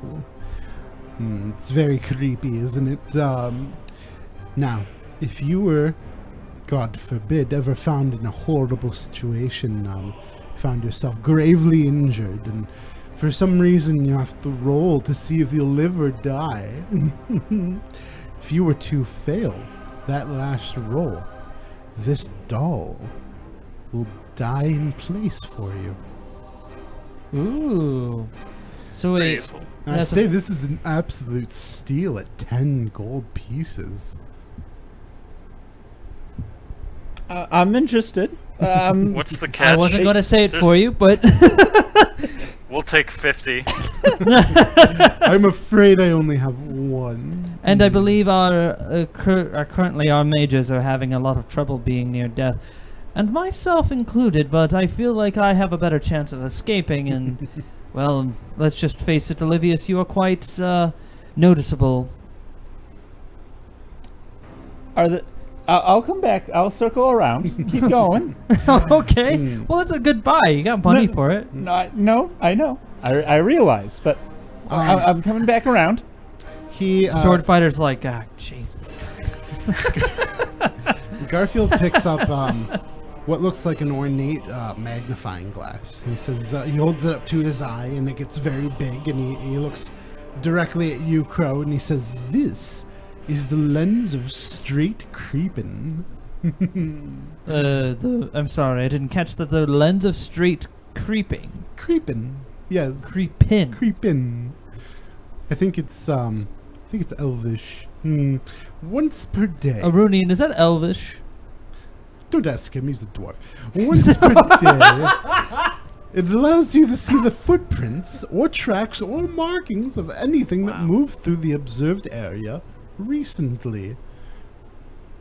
This is an item for tracking. If you had a hard time with that at Ranger School, he kind of looks over Arunian a little bit. Then he picks up a sack. It's about the size of a it looks like it's holding something about the size of a softball, but it's just like a burlap sack. You can't really see through the knitting. There's a felt question mark stitched into it, and he just holds it up and he's like, "It's a mystery bag. It's 70 gold pieces." And you want us to buy 30 gold pieces. 70 gold pieces was the lens of straight creeping. Oh, right. I was gonna say that'd be. I'm like, damn. All right. No, 30 gold pieces for the mystery bag. Anything could be inside. Is that it? No, we actually have a couple more. Now I've saved my best for last. 3 big ticket items. He pulls out what kind of looks like a lei, like from Hawaii. Oh yeah, like a little flower necklace. Mm-hmm. Okay. And he throws it around. He's kind of like looping it around his finger, and then he throws it to the side of the cart, and it kind of opens up into a portal, in which you see like a beach with some beach chairs, and there's like some hors d'oeuvres, like orange slices and some like just some cucumber water and things, and he just kind of looks very impressed. And he says, This is the Pocket Spa. It is a dimensional portal that you can carry with you, and 4 people can reside within. And when you take a short rest inside of it, you each get an additional 1d8 HP. So imagine that. Just taking a short rest inside your own little paradise. There's some island music coming from the portal. Well, I'll be quite honest. I don't like sand. It's coarse, it's rough and irritating, and it gets everywhere. Is there anything else? Well, wait. How much? Yeah, how much is are we that? talking for the dream vacation? Now, as you might imagine, this is a fairly magical item. A lot of things have to go into it. Illusion, transmutation. We got portal. that. Just tell us the price. It's 300 gold pieces. Wow. Nah, this is bullshit. As it's get outta something here. that you might all use together, perhaps you would share the ownership and chip in. Where is this place located? How far is it from Phandalin? It's kind of hard to explain. It's its own place. It's not. It's its own plane of existence. Not its own plane of existence, but its own kind of pocket in. Well, okay, so you know how they say 2 objects can't occupy the same space? No, but go ahead. Well, they do. And the thing about this one is it squeezes really tiny in between those 2 places, and just makes it seem bigger. All right. Yeah. And so we could use this for what exactly? Whenever you take a short rest, and that's a rest, not a long rest where you might stay at an inn or set up a camp or do something where you might be set upon by an owl bear or goblins or something. It's a short rest of about an hour long. You can take the short rest inside of the Pocket Spa, and you'll get extra hit points back. Ah, so there's the catch. A good catch. What are the other 2 items? He takes out a ring, and more rings. You're quite the jeweler, Garfield. And he actually holds up his paw or his hand. It's kind of hard to tell. Whenever you look at this guy, he's like, you feel like you're looking at something, but you don't. It's misty. It's weird, but he's like a bad dream. Yeah, it's difficult. But he holds up, and you can actually see an identical ring around his finger. And he says, "I love this. This is one of the few things that I advertise as one of my favorites. This is the Ring of Recall. I don't think any sorcerer should ever be without one. Once per day, the wearer of this ring can recover a slot used, a spell slot, mind you, on a failed spell. It's like getting back a spell for free. Can you believe it? A sorcerer should never leave home without it. Did you hear that, Olivia? I did hear. How much? That's 150 gold pieces. Okay. I'm listening. You continue. sold? Well, no. You want to see the last item? Yeah. If you don't buy it, maybe I'll get a second one. A tankard of potent drink. Now, okay, I said I saved the best for last. This one's kind of a joke item, but it's pretty fun. Once per day. No, that's the other description. This is a special tankard. It makes alcoholic drinks more potent, just like the alchemist's ring, only with alcohol. They could call it the alcohol. So hold on. So if I put water in there, what kind of equivalent in alcohol would it become? Actually, that's the only thing you don't want to put on it if you want alcohol. If you drink water from this tankard of potent drink, you'll immediately become sober. Wow. Now that sounds quite the item, doesn't it, Zerudian? Oh wait, where is John? Is John there? Kevin, you're here? I'm here. Did John? John? I think he went AFK. Uh-oh. Oh, he says, you fellas barter, I need AFK for a moment, went to the inn for food. Ah, yeah, he was waiting for his dinner. Yep. Okay, yeah, so, That was a joke throwing at him. I don't think he'd want that anyway. But yeah, No, that's 30 gold pieces. a fair price. Well, gentlemen, get your enemies drunk. Yeah, get it. Nuclear Kurt's like, get it. Get your enemies drunk with it. Actually, that would actually be another really useful item for me. Mm-hmm. You know what? I will buy your tankard of potent drink Absolutely. for 30 gold, you said? 30 gold pieces. Well, you've just made a sale. A tankard of potent drink. I like the idea behind it because it's very like 90s puzzle game, like Torrance Passage or something. Yeah. I dig it. Okay, so Kevin. Nope. Negator.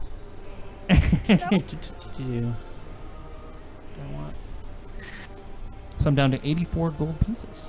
All right, 84? so Yeah, 84. let's get the show rolling. Yeah. So do you want to buy anything from here, Olivia's? Nah. I will take the alchemist ring and the doll for 50 gold pieces. That's 60 gold pieces. I hope you don't teach math for a living, sir. Oh, wow. I was, admittedly, maybe not the best attempt. Oh, you're trying to engage in mercantile wits. Oh, adorable. Go ahead and roll a d20. There you go. Yeah. That's what I thought he was doing too, but that's No, a good. I That knew- was a good joke. I knew he was. Ooh, 4. I could like hear the lights Yeah, go on where Nuclear you're like, Kurt's I'm like he's gonna make haggling, this joke. dude. No, I'm sorry. No. That's 60 gold pieces. I suppose I will pay the 60 gold pieces then. All right. So you for 60 gold pieces. It should hit me at 152. Yep. And so now you have the alchemist's ring and the haunted door. Awesome. There you go. You also I'll notice check on that later. The haunted doll. It's kind of weird.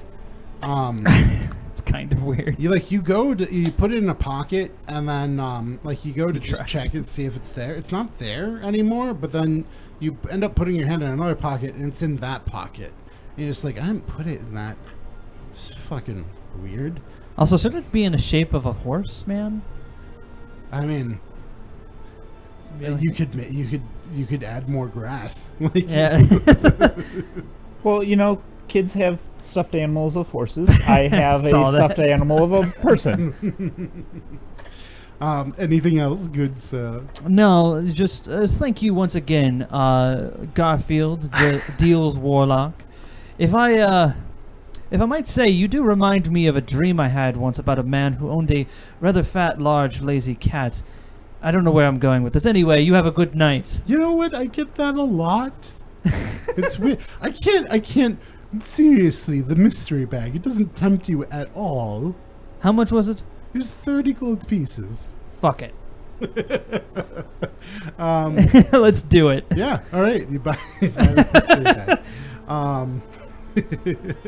All So I'm right. down to 54? Yep. Yeah, okay. Um, And that is for mystery bag. mystery bag. What's in it? Do you immediately open it up? Yeah, I take a peek inside. Okay. You open it up, and it is a sphere. It's like a glass sphere, filled with water, and inside of it is a happy-looking goldfish. Nice. It's a pet. So it's like a pet. goldfish of doom, right? You can like Can- throw it at your enemies. can I- and- I think so. I mean, it looks rather vicious, doesn't it, Sword Fighter? Oh yeah. Real scary. Let's see how it's eating those little flakes. Oh. Savage. Yeah, it's like it's its own little it's its own little magical biodome of pet. So it's like you don't have to feed it, you don't have to do it. It's just a pet. It's just a forever pet you Oh. get to keep with you. Can I'm it going. float? I'm going to near call. you? I'm going to call it Franklin. Franklin, what a delightful name. I wasn't talking to you. You're done. No, I'm kidding. I thought I left. Like I thought I walked away, but you were like still there. No, Garfield. Okay, you did. But- But then while you're looking down and you open it up, you just look up and Garfield's still there. After you say, "We'll name him Franklin," he's like, Garfield- "What a good name!" As much as we would love to have you join us on our journeys, we must be going now. Thank No, you. I just wanted to see you as you open the mystery bag. It's part You of didn't the really know what fun. was in it, did you? I mean, Yeah, thanks, all right, Get it from no. Costco. It's Garfunkel, It's fun. get along. As the rest of the group is looking confusedly at Garfield and Franklin now, I decide to walk back to Derek, and I greet him as I walk up, and I say, I think I'm going to take you up on your offer. Okay, here we go. And so he takes the gold from you.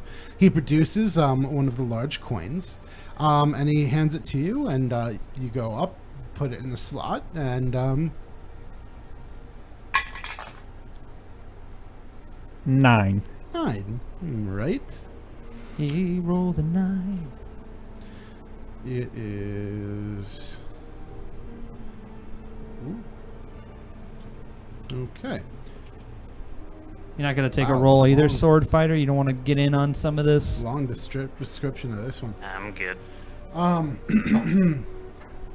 The orb shifts, an item pops out, and it's maybe the size of a basketball. The pod that pops out. You open it up, and inside is a candle.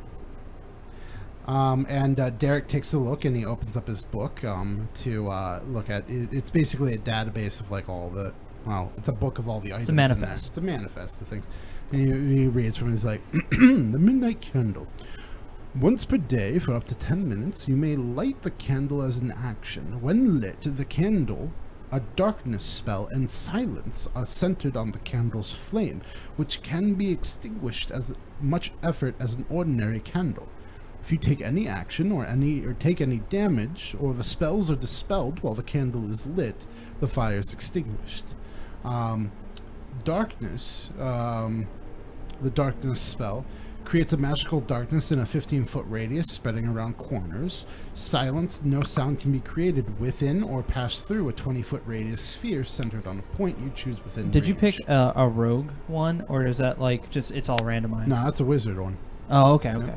Any creature That sounds like a object good one for me, entirely actually. inside the sphere is immune to thunder damage, thunder being shockwave sound, and creatures are deafened while entirely inside of it. Casting a spell that includes a verbal component is impossible while within. So this is a you can light this candle, and for 10 minutes, the candle casts a darkness and silence cell centered on the flame. So this is like the sphere of silence and blindness. It's like trying to wonder if you can even see what's going on, but it's really good for hiding. Like if you're just in a bad situation. I wonder if it hides you, or you just do it. Also, if you wanted to take a reroll, that's extended to you as well, Olivius, as it's your first time at the Gachapon. I don't know. I see some value in it, but I also like. I don't know. You know what? I'm just not really feeling this candle. I think I'm gonna reroll. All right. 6. 6. So, the candle disappears back onto the pile of items, and a shifting occurs. A pod falls out again. Again, it's about the size of a basketball. And inside of this, I keep losing it because I'm using the scroll control. God damn it, motherfucker, piece of shit. Touchpad, Mac with your bullshit. Backwards, isn't it? Excuse me. It's the Gustmaster 5000. Oh, It is a small blue folding fan, much like What, So that was Gust with a T at the end of it. yes, correct? with a T. Gust Master 5000. It is painted with clouds. And this allows you to cast the spell Gust of Wind once per day. A line of strong wind 60 feet long and 10 feet wide blasts from you in a direction you choose for the spell's duration, up to a minute. As well, you see that there are about 5 lines on the Gustmaster 5000. Maybe one standing for one of the 1000s. But you ask Derek about these a little bit more in the script description. Each line is worth 1,000 needles. So when you use the Gustmaster, and if you were to invoke one of the lines, not only would you produce such a gust of wind, you would also imbue within it 1,000 needles, which honestly I just made up now to make it cooler. And I haven't figured out the damage that would do. 1,000 damage. It'd probably be pretty significant. Like Final Fantasy, when you do 1,000 needles in that game, just does 1,000 damage. 1,000 damage. Would be cool. That'd be And is the Well, Gustmaster 5000 still usable to produce the wind even after the needles are used up, or is this a case where if I use up the last Nope, needles? if you use up all the needles, you can still use it to cast Gust of Wind. You just can't call it Gustmaster 5000 anymore. You just call it Gustmaster. Likewise, every time you use one of the needle lines, it's going to go down. So it'll be Gustmaster 4000, Gustmaster 3000, Gustmaster 2000. Okay. All right. Sorry, guys. yeah, no worries. Yeah. Hey, Did you want me to recap Fantasy Costco? No, Okay. I don't think John was probably gonna buy You anything. want anything, John? Nah, I'm alright. All right. Do you want to do Fantasy Gachapon? Yeah, did you want to take a roll on that, John? Yeah, I'll do it. All right. It's 100 gold pieces. Alright, I'll take it. What else are you gonna spend it on? Who do you want to roll for Yeah, you? roll. Or are you gonna roll in Oh, I'm gonna do the 420? Roll in 420. Roll on force. roll 420. Yeah, so the dice icon's the top left there, and then you pick your dice. You got a 1. What? Alright. What is this dice? It's so loaded. I don't know. This is gypped, dude. You guys. All I right. gotta. I mean, I know I rolled a 1, but I want to roll it again just to see the thing again, just real quick. All right. So, like, it's got a thing for Yeah, 1s 11. now. It's like Select 11. ones, yeah. It's like- All right. I'm tempted. Alright, no, I rolled a 1. I'll take. No, I gotta yeah, take that's one. fine. The sphere shifts, and a fairly large capsule falls out of the machine. And when you open up, you see a very elegant-looking bow made of mahogany. They're very thin strips of emerald running down the length of the bow. Derek lets you know that the name of this bow is Whisper of the Noose.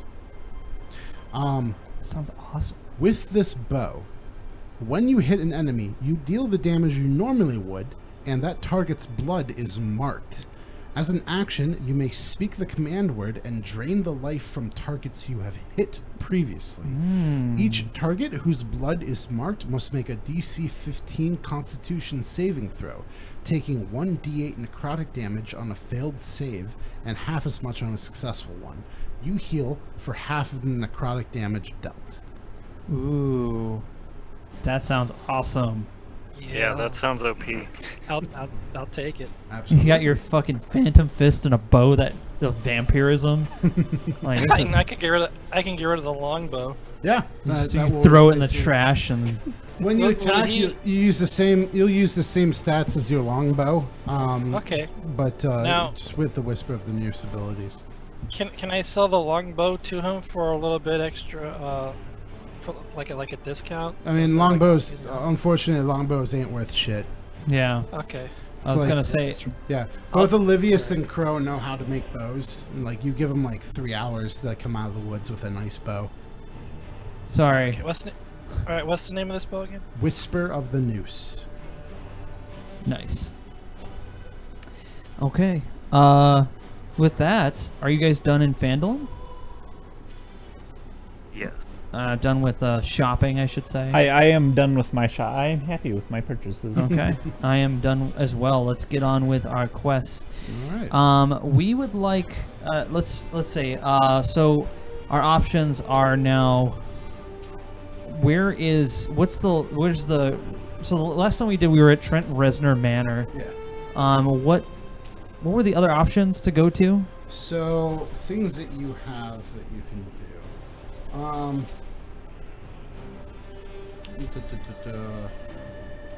Roll a d20. You're doing an insight check. 10. 10. Yeah, you get a feeling that if you went to the Shrine of Luck alone, that might produce some result.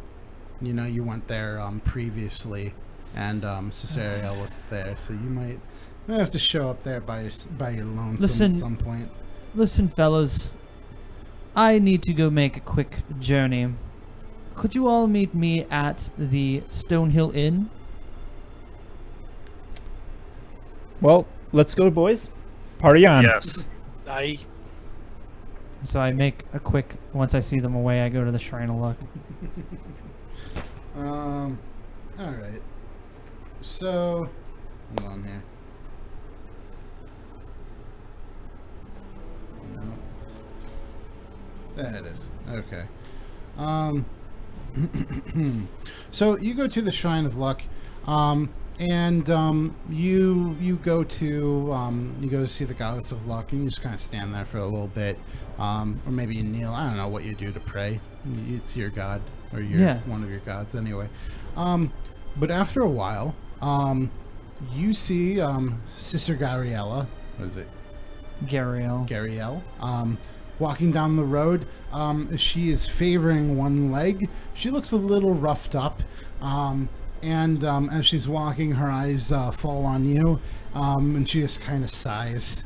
And she walks past you, and she opens up the house of her home, or the door of her home, and she looks back at you and is like, "Well, coming?" I suppose I am. As I follow her into her home. All right, and yeah, she closes the door behind her, but she seems a lot more relaxed around you than she did previously. She's going around. She's getting herself from water from one of the jugs, and just kind of just prettying up, not prettying up, just kind of like putting her hair back in place after a journey, and I suppose you make yourself comfortable while she's doing this, but she looks back at you, and she says, all right,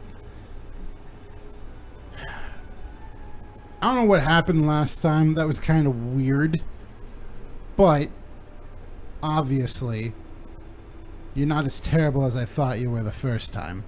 I will have to take that as a compliment. You also got rid of those red brands, which was... It was not just me. It was actually both of my friends and another wizard. I don't like to take full credit for anything. Fair enough. All right. Let me level with you. You know that cantrip, the harp?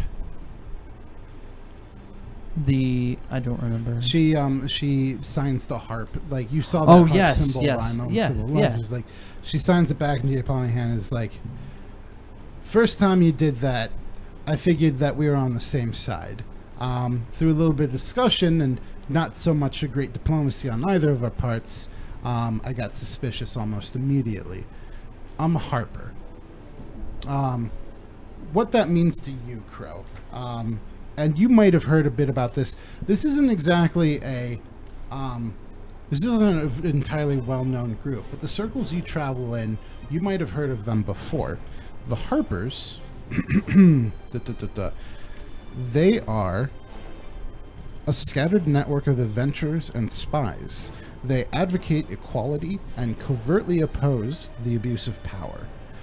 The Harpers gather information throughout the land to thwart tyrants and any leader, government, or group that shows too strong, or that grows too strong. Basically, they're an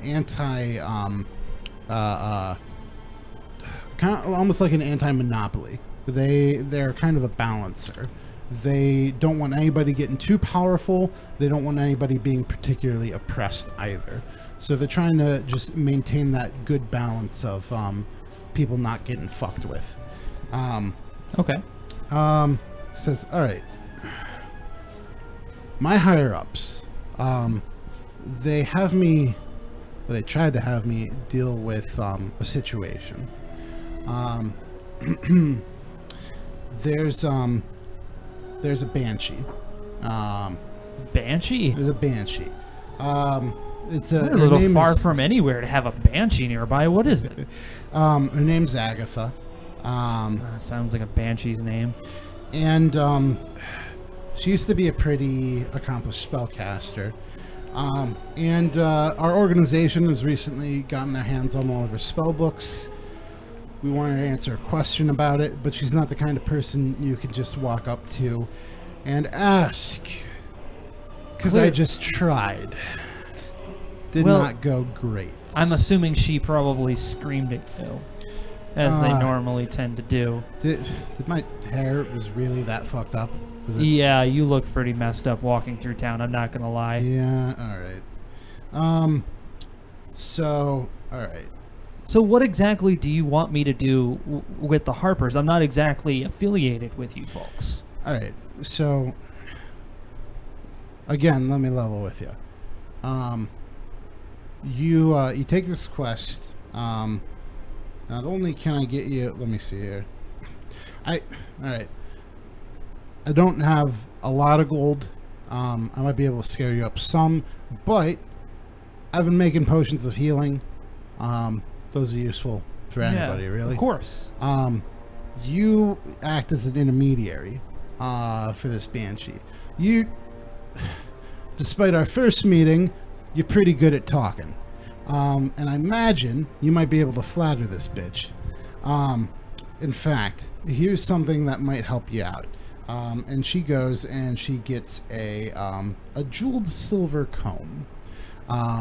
It's just got a variety of jewels. It's almost a little gauche, really. The jewels almost clash with one another, but it's obviously not cheap, and it might look good depending on the person.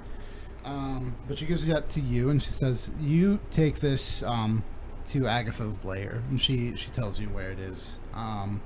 You go to her lair, you go to her cave, wherever. You present this with her, you flatter her, and you get her to cooperate. You can just ask her, "Hey, actually, do we even know where the spell book? Oh, okay. They don't have a spell book. What they want is the location of said spell book." So you want me to go to this cave, right? And you want me to ask this banshee, who will most likely kill us with her voice.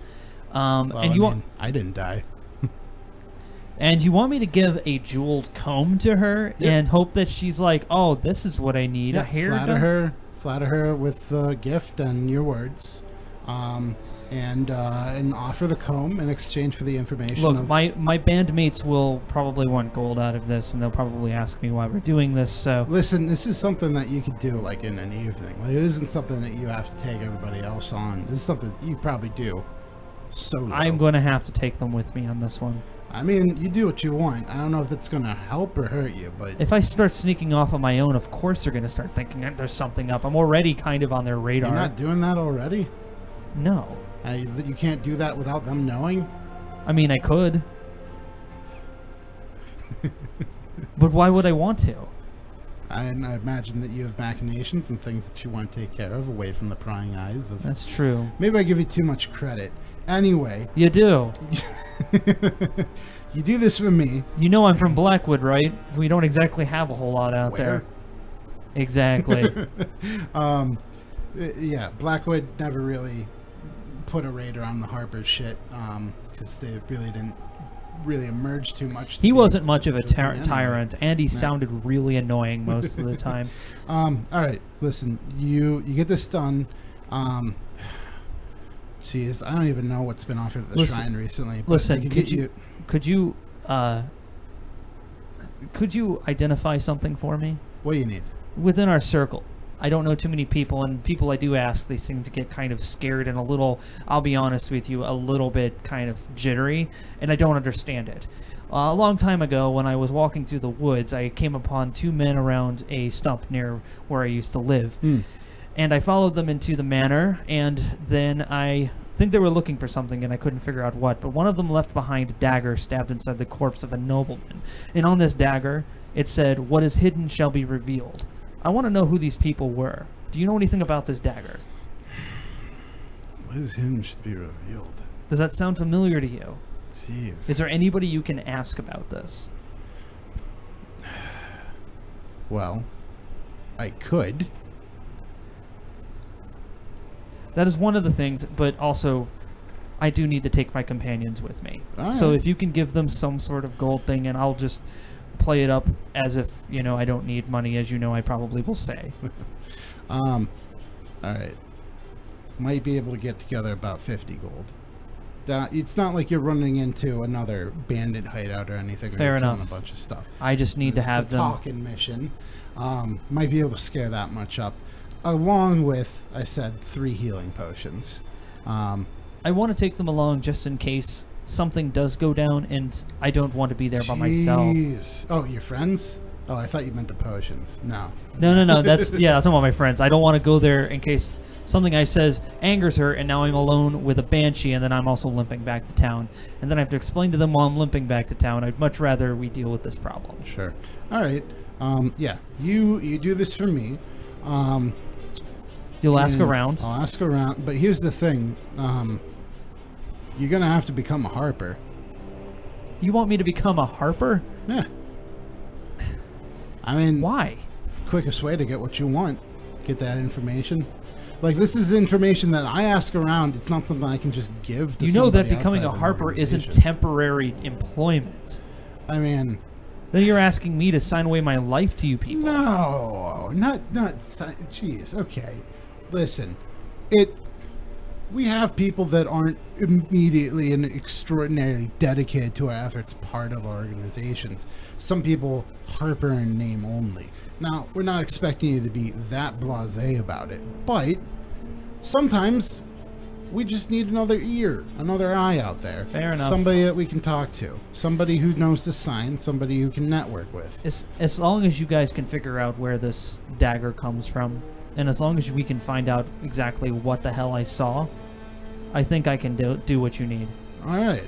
I can't promise you much because I don't know anything about it, but just you be go careful. to the network. These men are very dangerous.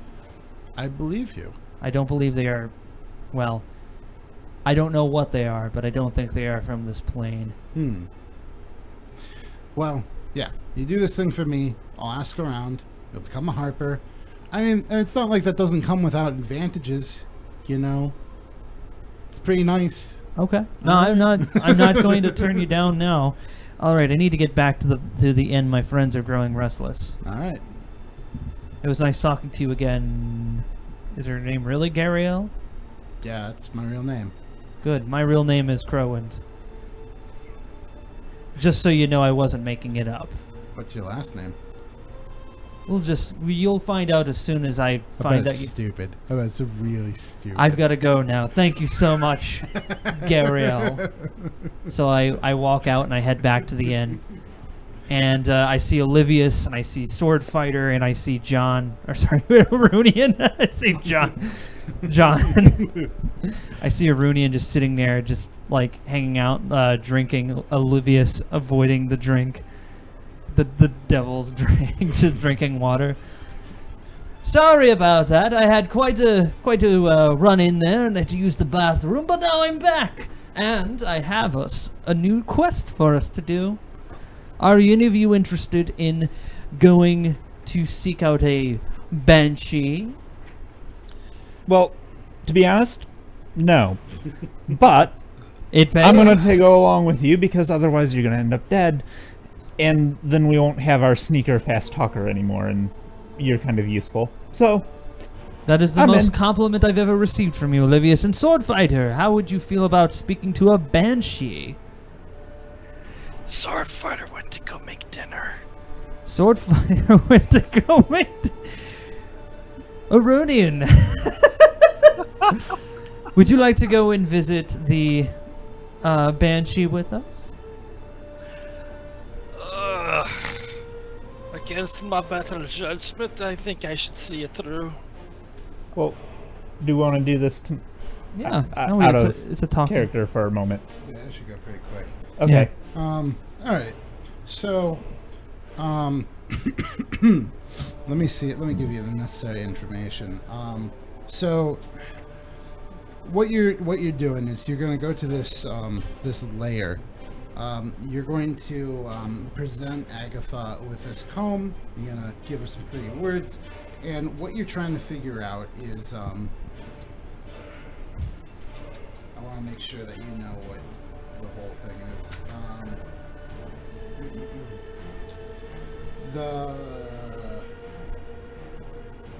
Agatha should know something about the spell book that belonged to a legendary mage named Bo Gentle.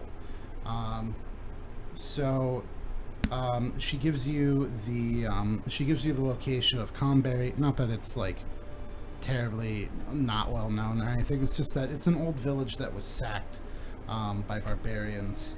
And it lies in ruins, but you can get there pretty easily. This is where Banshee Agatha lives. So you guys walk upon the town, and the forest grows dark and still as the trail winds deeper into the trees. Heavy vines and thick layers of moss drape the branches, and the air is noticeably colder than it was in the ruined village. Rounding a bend in the trail, you see a screen made from the wrapped branches of trees standing close together, woven into a dome-like shelter in the shadows. A low doorway leads inside. All right.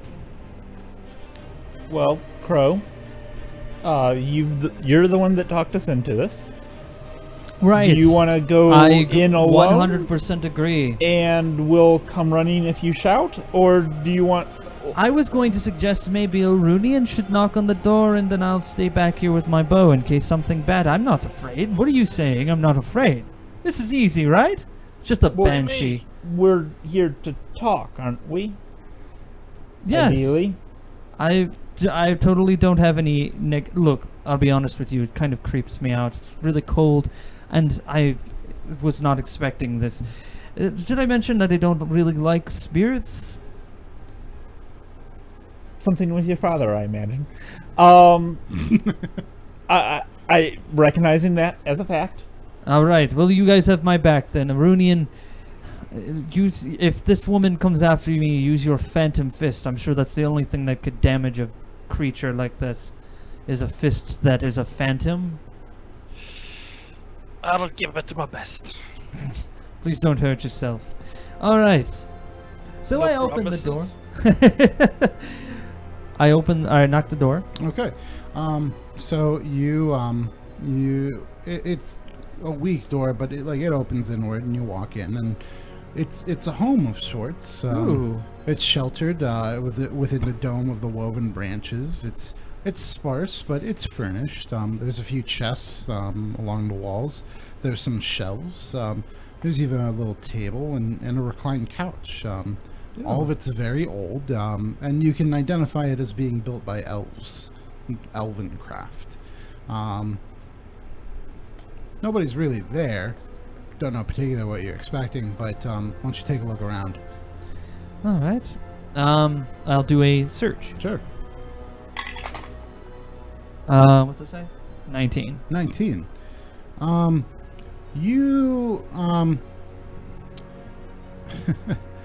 I suppose you're taking a look around, and things seem a little dusty. You pawn around the shelves. open up chests here and there. Nothing terribly out of the ordinary. But what you decide to do is clean up a little. The mood strikes you. So I don't know what you use to make a little bit of a duster, but you do. And so you start dusting down the shelves and the table and wiping things down a little bit and just kind of straightening things up and just making it a little nice. Maybe even go out and grab some flowers, put them on the table. Who knows? But you just straighten things up. And shortly after you finish doing this, you've worked up a little bit of a sweat just through the effort, and then you feel a chill on your neck, and that spreads through to the rest of your body, and then the air grows cold, and you see your breath in front of you, and dread grips your bowels. Darkness kind of, well, it doesn't even like envelop, it just kind of everything dims within this home. And then a pale light flickers in front of you, growing in strength and intensity until it takes on the form of a female elf. Her hair and her robes wave around her gently in a spectral wind. And at one time she might have been beautiful, but the hate and scorn that she's held within her for so long has twisted her features. Foolish mortal. What are you doing here? Well, can't you see? I was cleaning your house. It was quite messy when I got here. Also, I have to say, for someone so radiant, you are quite beautiful.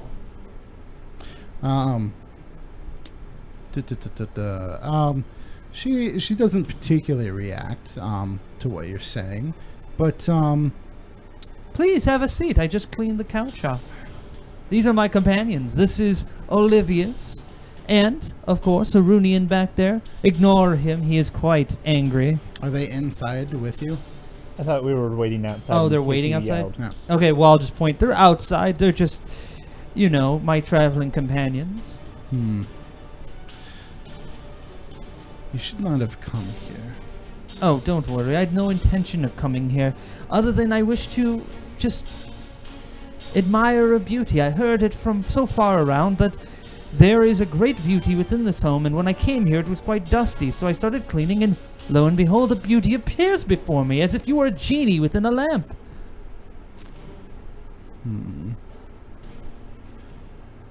Not sure if I trust your words. I wouldn't trust the words of a man who just came into my house either.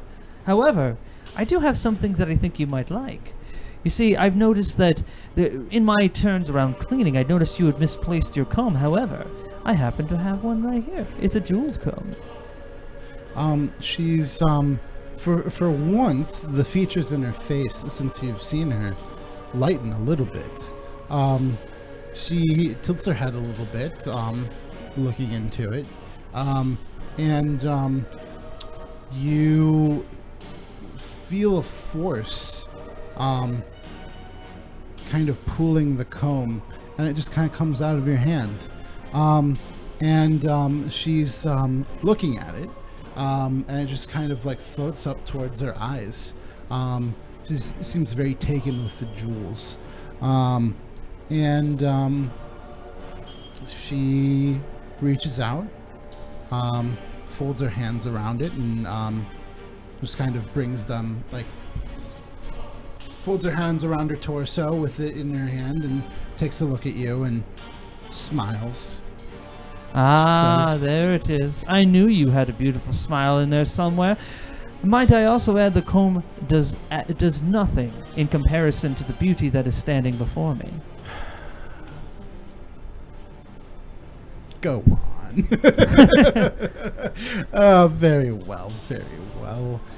So what brings you to stay in such a place like this? Oh, this is my home. This is, but enough about me. You came here seeking knowledge, yes? I will answer one question. You ask one question, I will give you an answer. And then you will go. Don't worry. I wish to know about a specific. What's the spell book called? 'Cause I fucking forgot. It was And I don't remember. the fuck was his name? Because I forgot. You forgot too.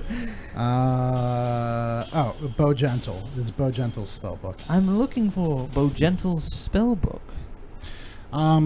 She arches her brows a little bit and thinks back, and she sighs and laughs a little and says, I traded that book with a necromancer. His name was Cernoth.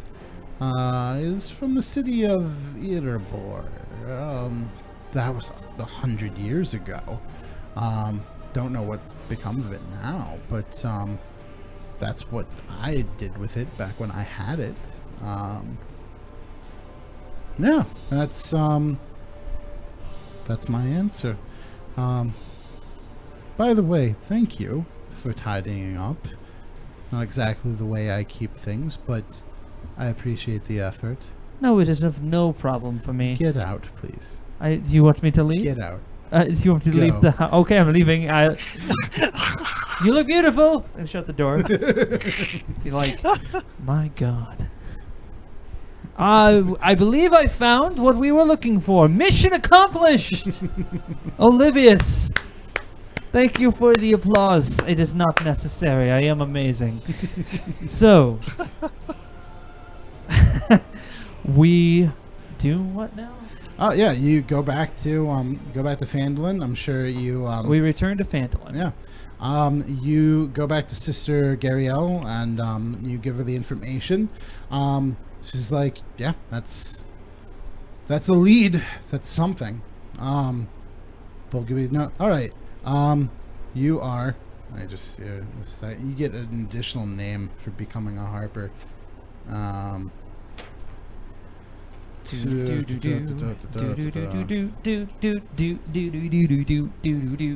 of Luck. Oh, okay. She walks up to you. She gives you a pouch of 50 gold. And she hands you another bag or a basket of the 3 healing potions, and they're decent healing potions. Of course. And it says, all right, close your eyes. Oh, okay. Yeah. All right. So she starts saying something in a language you're not entirely familiar with, but you feel her signing the harp cantrip onto your forehead and onto both of your eyes. And then she finishes. Well, she stops talking.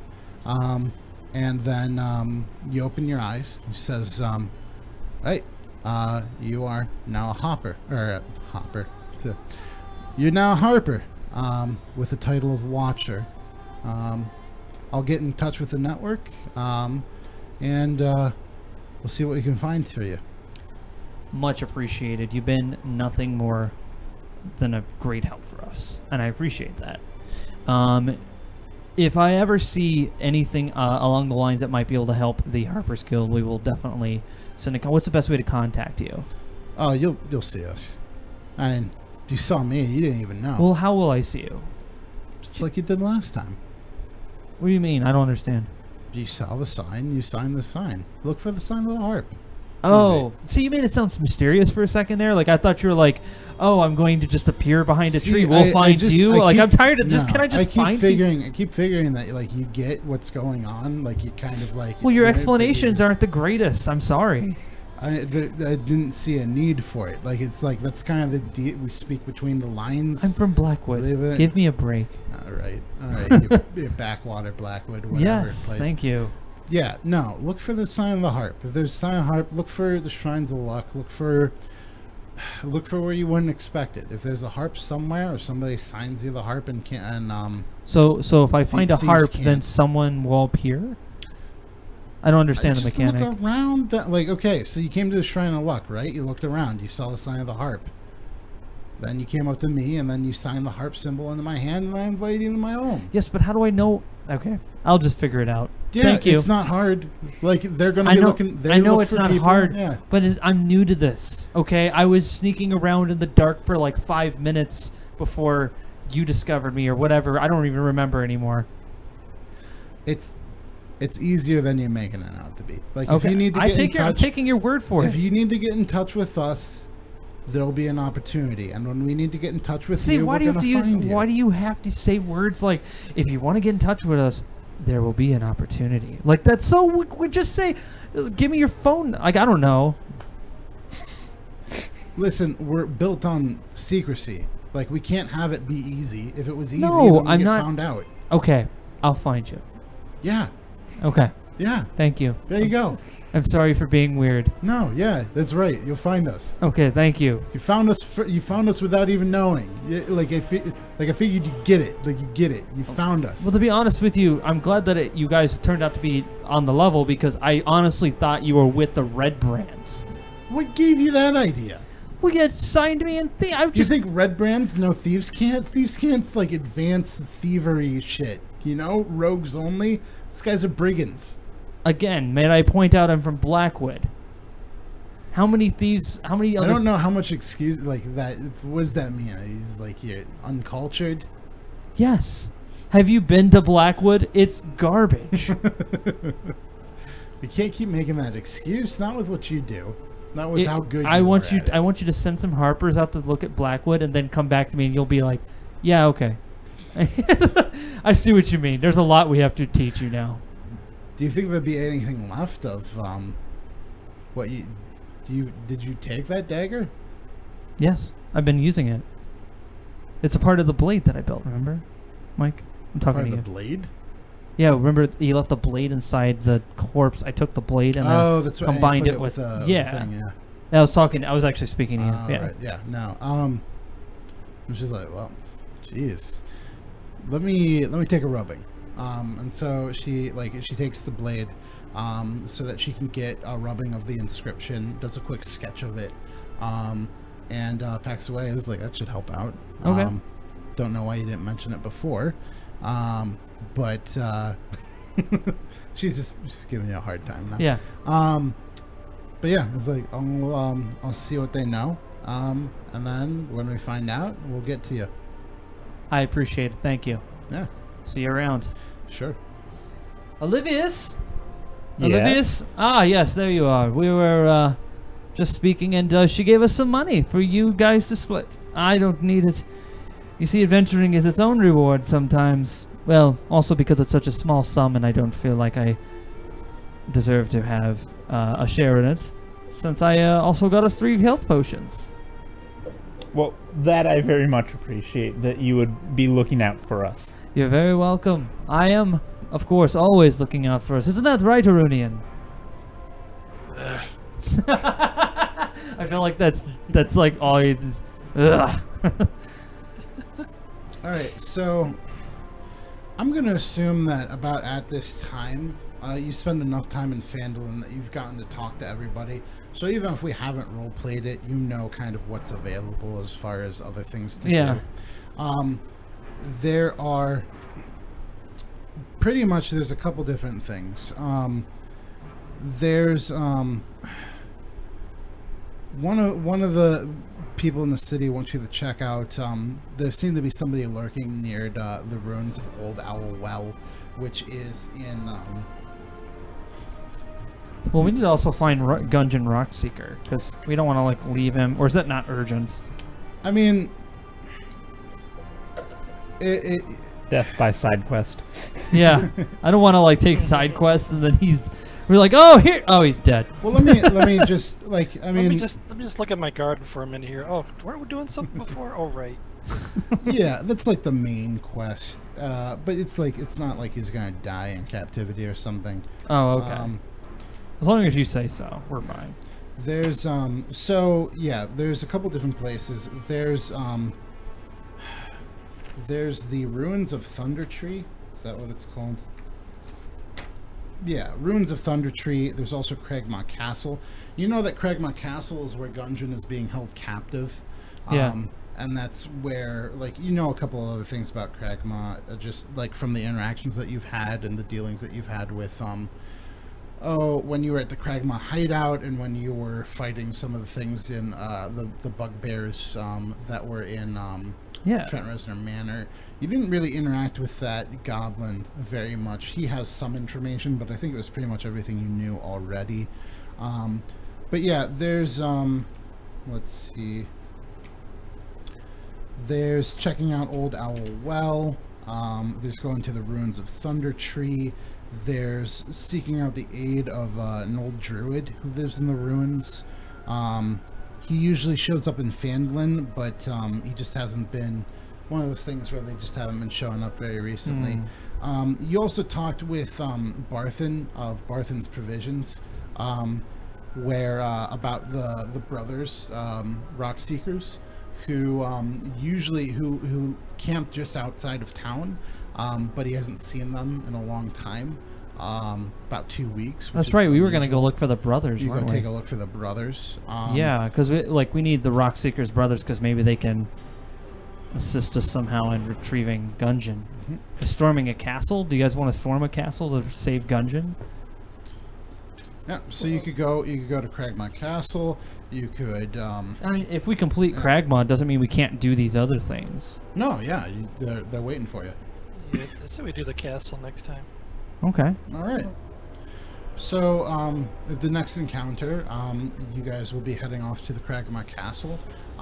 You are still pretty sure you know about where it is because you figured that out when you interrogated. I think you figured that out when you interrogated the goblin. Yeah, we figured it out like twice the already. First thing, yeah. Now you have a lot of different avenues to figure out to know where that is, yeah, that's the position that you'll find yourselves in. So yeah, next time, you'll be mounting out on the warpath for Kragma Castle. Ooh. All right. All right. Well, I think that's a good time to stop right there. Okay. I know that like adventuring around town isn't like the most exciting thing. I think we have probably the most fun. You know, it's kind of like the anti DND thing. It's like all the podcasts, all the other things, they always have the most fun in town. But we seem to have the most fun when we're in the thick of shit. Like when we're fighting stuff, when we're in a dungeon. I always feel when you're making up stuff on the fly. Yeah, I like because it's an action thing. Yeah. And I like, and you give us like a lot to work with. Whereas here, it's like I think it's very It's too straightforward for you. no, like well, no, it's because we have so many avenues we can go to. I don't want to, and I also feel like I'm directing everyone, and I feel kind of like I'm like, all right, Arunian, what do you want to do? And Arunian's like, ah, and then and then Nick is just like, well, I'm gonna go where the money and the magic is. And also saving... That was my mood today. Yeah. And then Sword Fighter's like, now I'm going to go make a sandwich. And then he disappears. And I wanted to do some fighting with Sword Fighter, but I don't think he got a chance. But we'll do that next time. Oh, yeah. Yeah. But yeah, next time you'll hit up Kragma, and I'll have that set up in the Roll20, and that'll be a whole experience you guys can go through. That'll yeah, and hopefully, yeah, the Jameer will be here next week, so we'll have an entire cast here. A big party of people, yeah. You guys won't even fit through the doorway. Yeah. Wow. Yeah. You'll have to ride Olivius just in. I was gonna, you know, what I was gonna say is like there's gonna be like a joke where I'm riding a horse and I'm like, Olivius, you have to be in the front. I don't want you to be riding behind us and getting any ideas now because she's already taken. Oh. And Olivius would just be like, with the staff. Smack you upside the head. Again. You know, it's kind of a weird question. It's like, that is half my species. I think it would be akin to us being like, hey, an ape. That looks like fun. No, sorry, chimp. Yeah, that'd be like you're going us to a chimp. Like, yeah, no, that seems like it'd be fun now. It's kind of weird because it's like I've read like, oh god, there's a distinct reason why, like it is. I don't know if it's an evolutionary trait or if it's biological, but there's a reason species don't interrelate, and it's because they like aren't directly attracted to each other, like hardwired. There's a whole reasons of things, like from behavioral to like. But then there was a weird thing where these two doctors adopted an orangutan, like a female orangutan, and they raised her, and then like she got like a play dude, and then like went into the living room and started masturbating, and it was just really weird because it was like, this is fucking fascinating. There's never been an example of another species. Well, that's all, folks. Being sexually attracted to like humans, like that wasn't. But it's really. But then this was in the same thing where they talked about the dolphin. So there was this woman, this oceanographer or doctorate of oceanography, who was doing experiments with dolphins to see if they could understand like speaking English because they're so smart, but they're also aggressively sexual. So she would give him a handy like every time he like started getting like antsy, so that they could continue doing the work. And that fucking dolphin fell in love with that woman, and when she left, it killed itself. Wow. It went to the bottom of the pool and stopped breathing because it was heartbroken. Jesus. Like, shit is really weird with animals. Like, how does love and sex and all this shit work? It's really... But, yeah, I think Nick, as a centaur, would have more problems about other horses, like, coming up to him. I think that probably would be how that would translate. You'd probably get propositioned. Thankfully, I'm not a mare. Hey, Yeah. All right. Nick, you dog, you. Get all the bearded dwarven ladies coming up to you. You're looking for a good time now. I don't think I would mind the hair. And on that note, Michael, happy birthday, brother. Yeah. Oh, thanks. Happy birthday to you, Mike. Yeah. Happy birthday to you. Yeah. Happy birthday to you. Happy birthday, dear Michael. Happy birthday to you. Yeah. Yay. And I'm 28. yeah, welcome to, you made it past 27. That's the year when most artists die. Really? Yeah, it's like a weird, you gotta look it up Like a on. die young kind of deal? Yeah, look it up on Reddit. There's like this whole like weird. Jeez. Glad I spent most of my life not doing anything so I didn't die at 27. Now I have all my great art in front of me. Well, no, it's like even like it's weird. There's like this weird kind of like obsession about like if you didn't accomplish anything by 27, and you look it up. It's really fascinating. Yeah. Okay.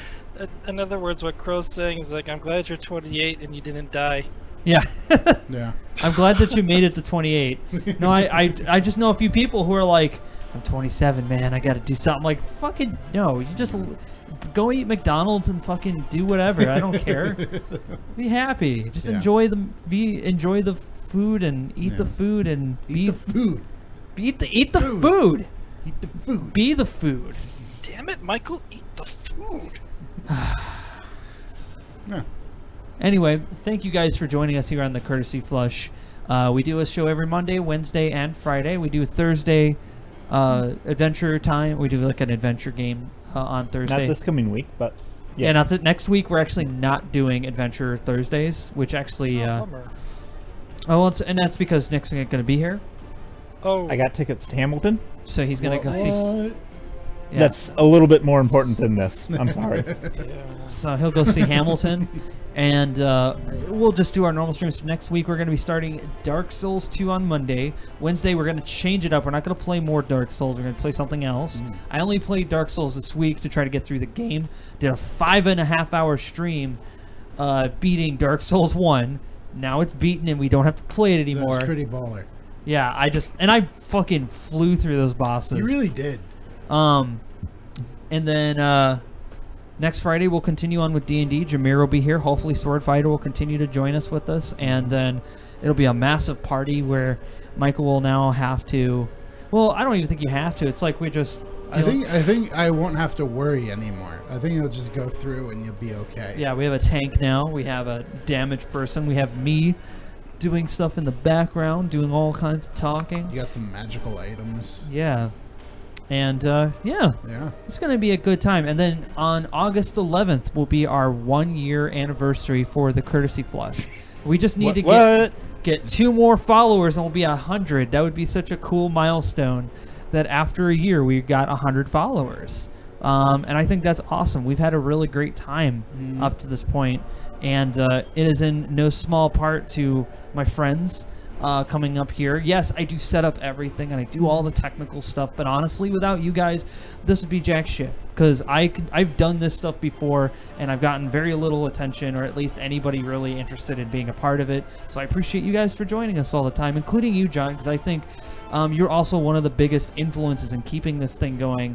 So I appreciate that, man. And it's always nice watching. Yeah. And we will continue to stream on until we can no longer stream anymore, because we have the equipment, we don't have to worry about replacing it, and we'll just keep evolving and putting. I have time this fall, after next week. I got a long work week next week, but after that, I have fall completely open to just do this and to do more videos. And let's see if I actually do it. See if you guys can pressure me into doing stuff. But with all that said, thank you guys again for joining us here on the Courtesy Flush. Mike, if you could just sort of take us out. You guys have a good night, and we'll see you on Monday. Or if I play hot dogs. Yeah.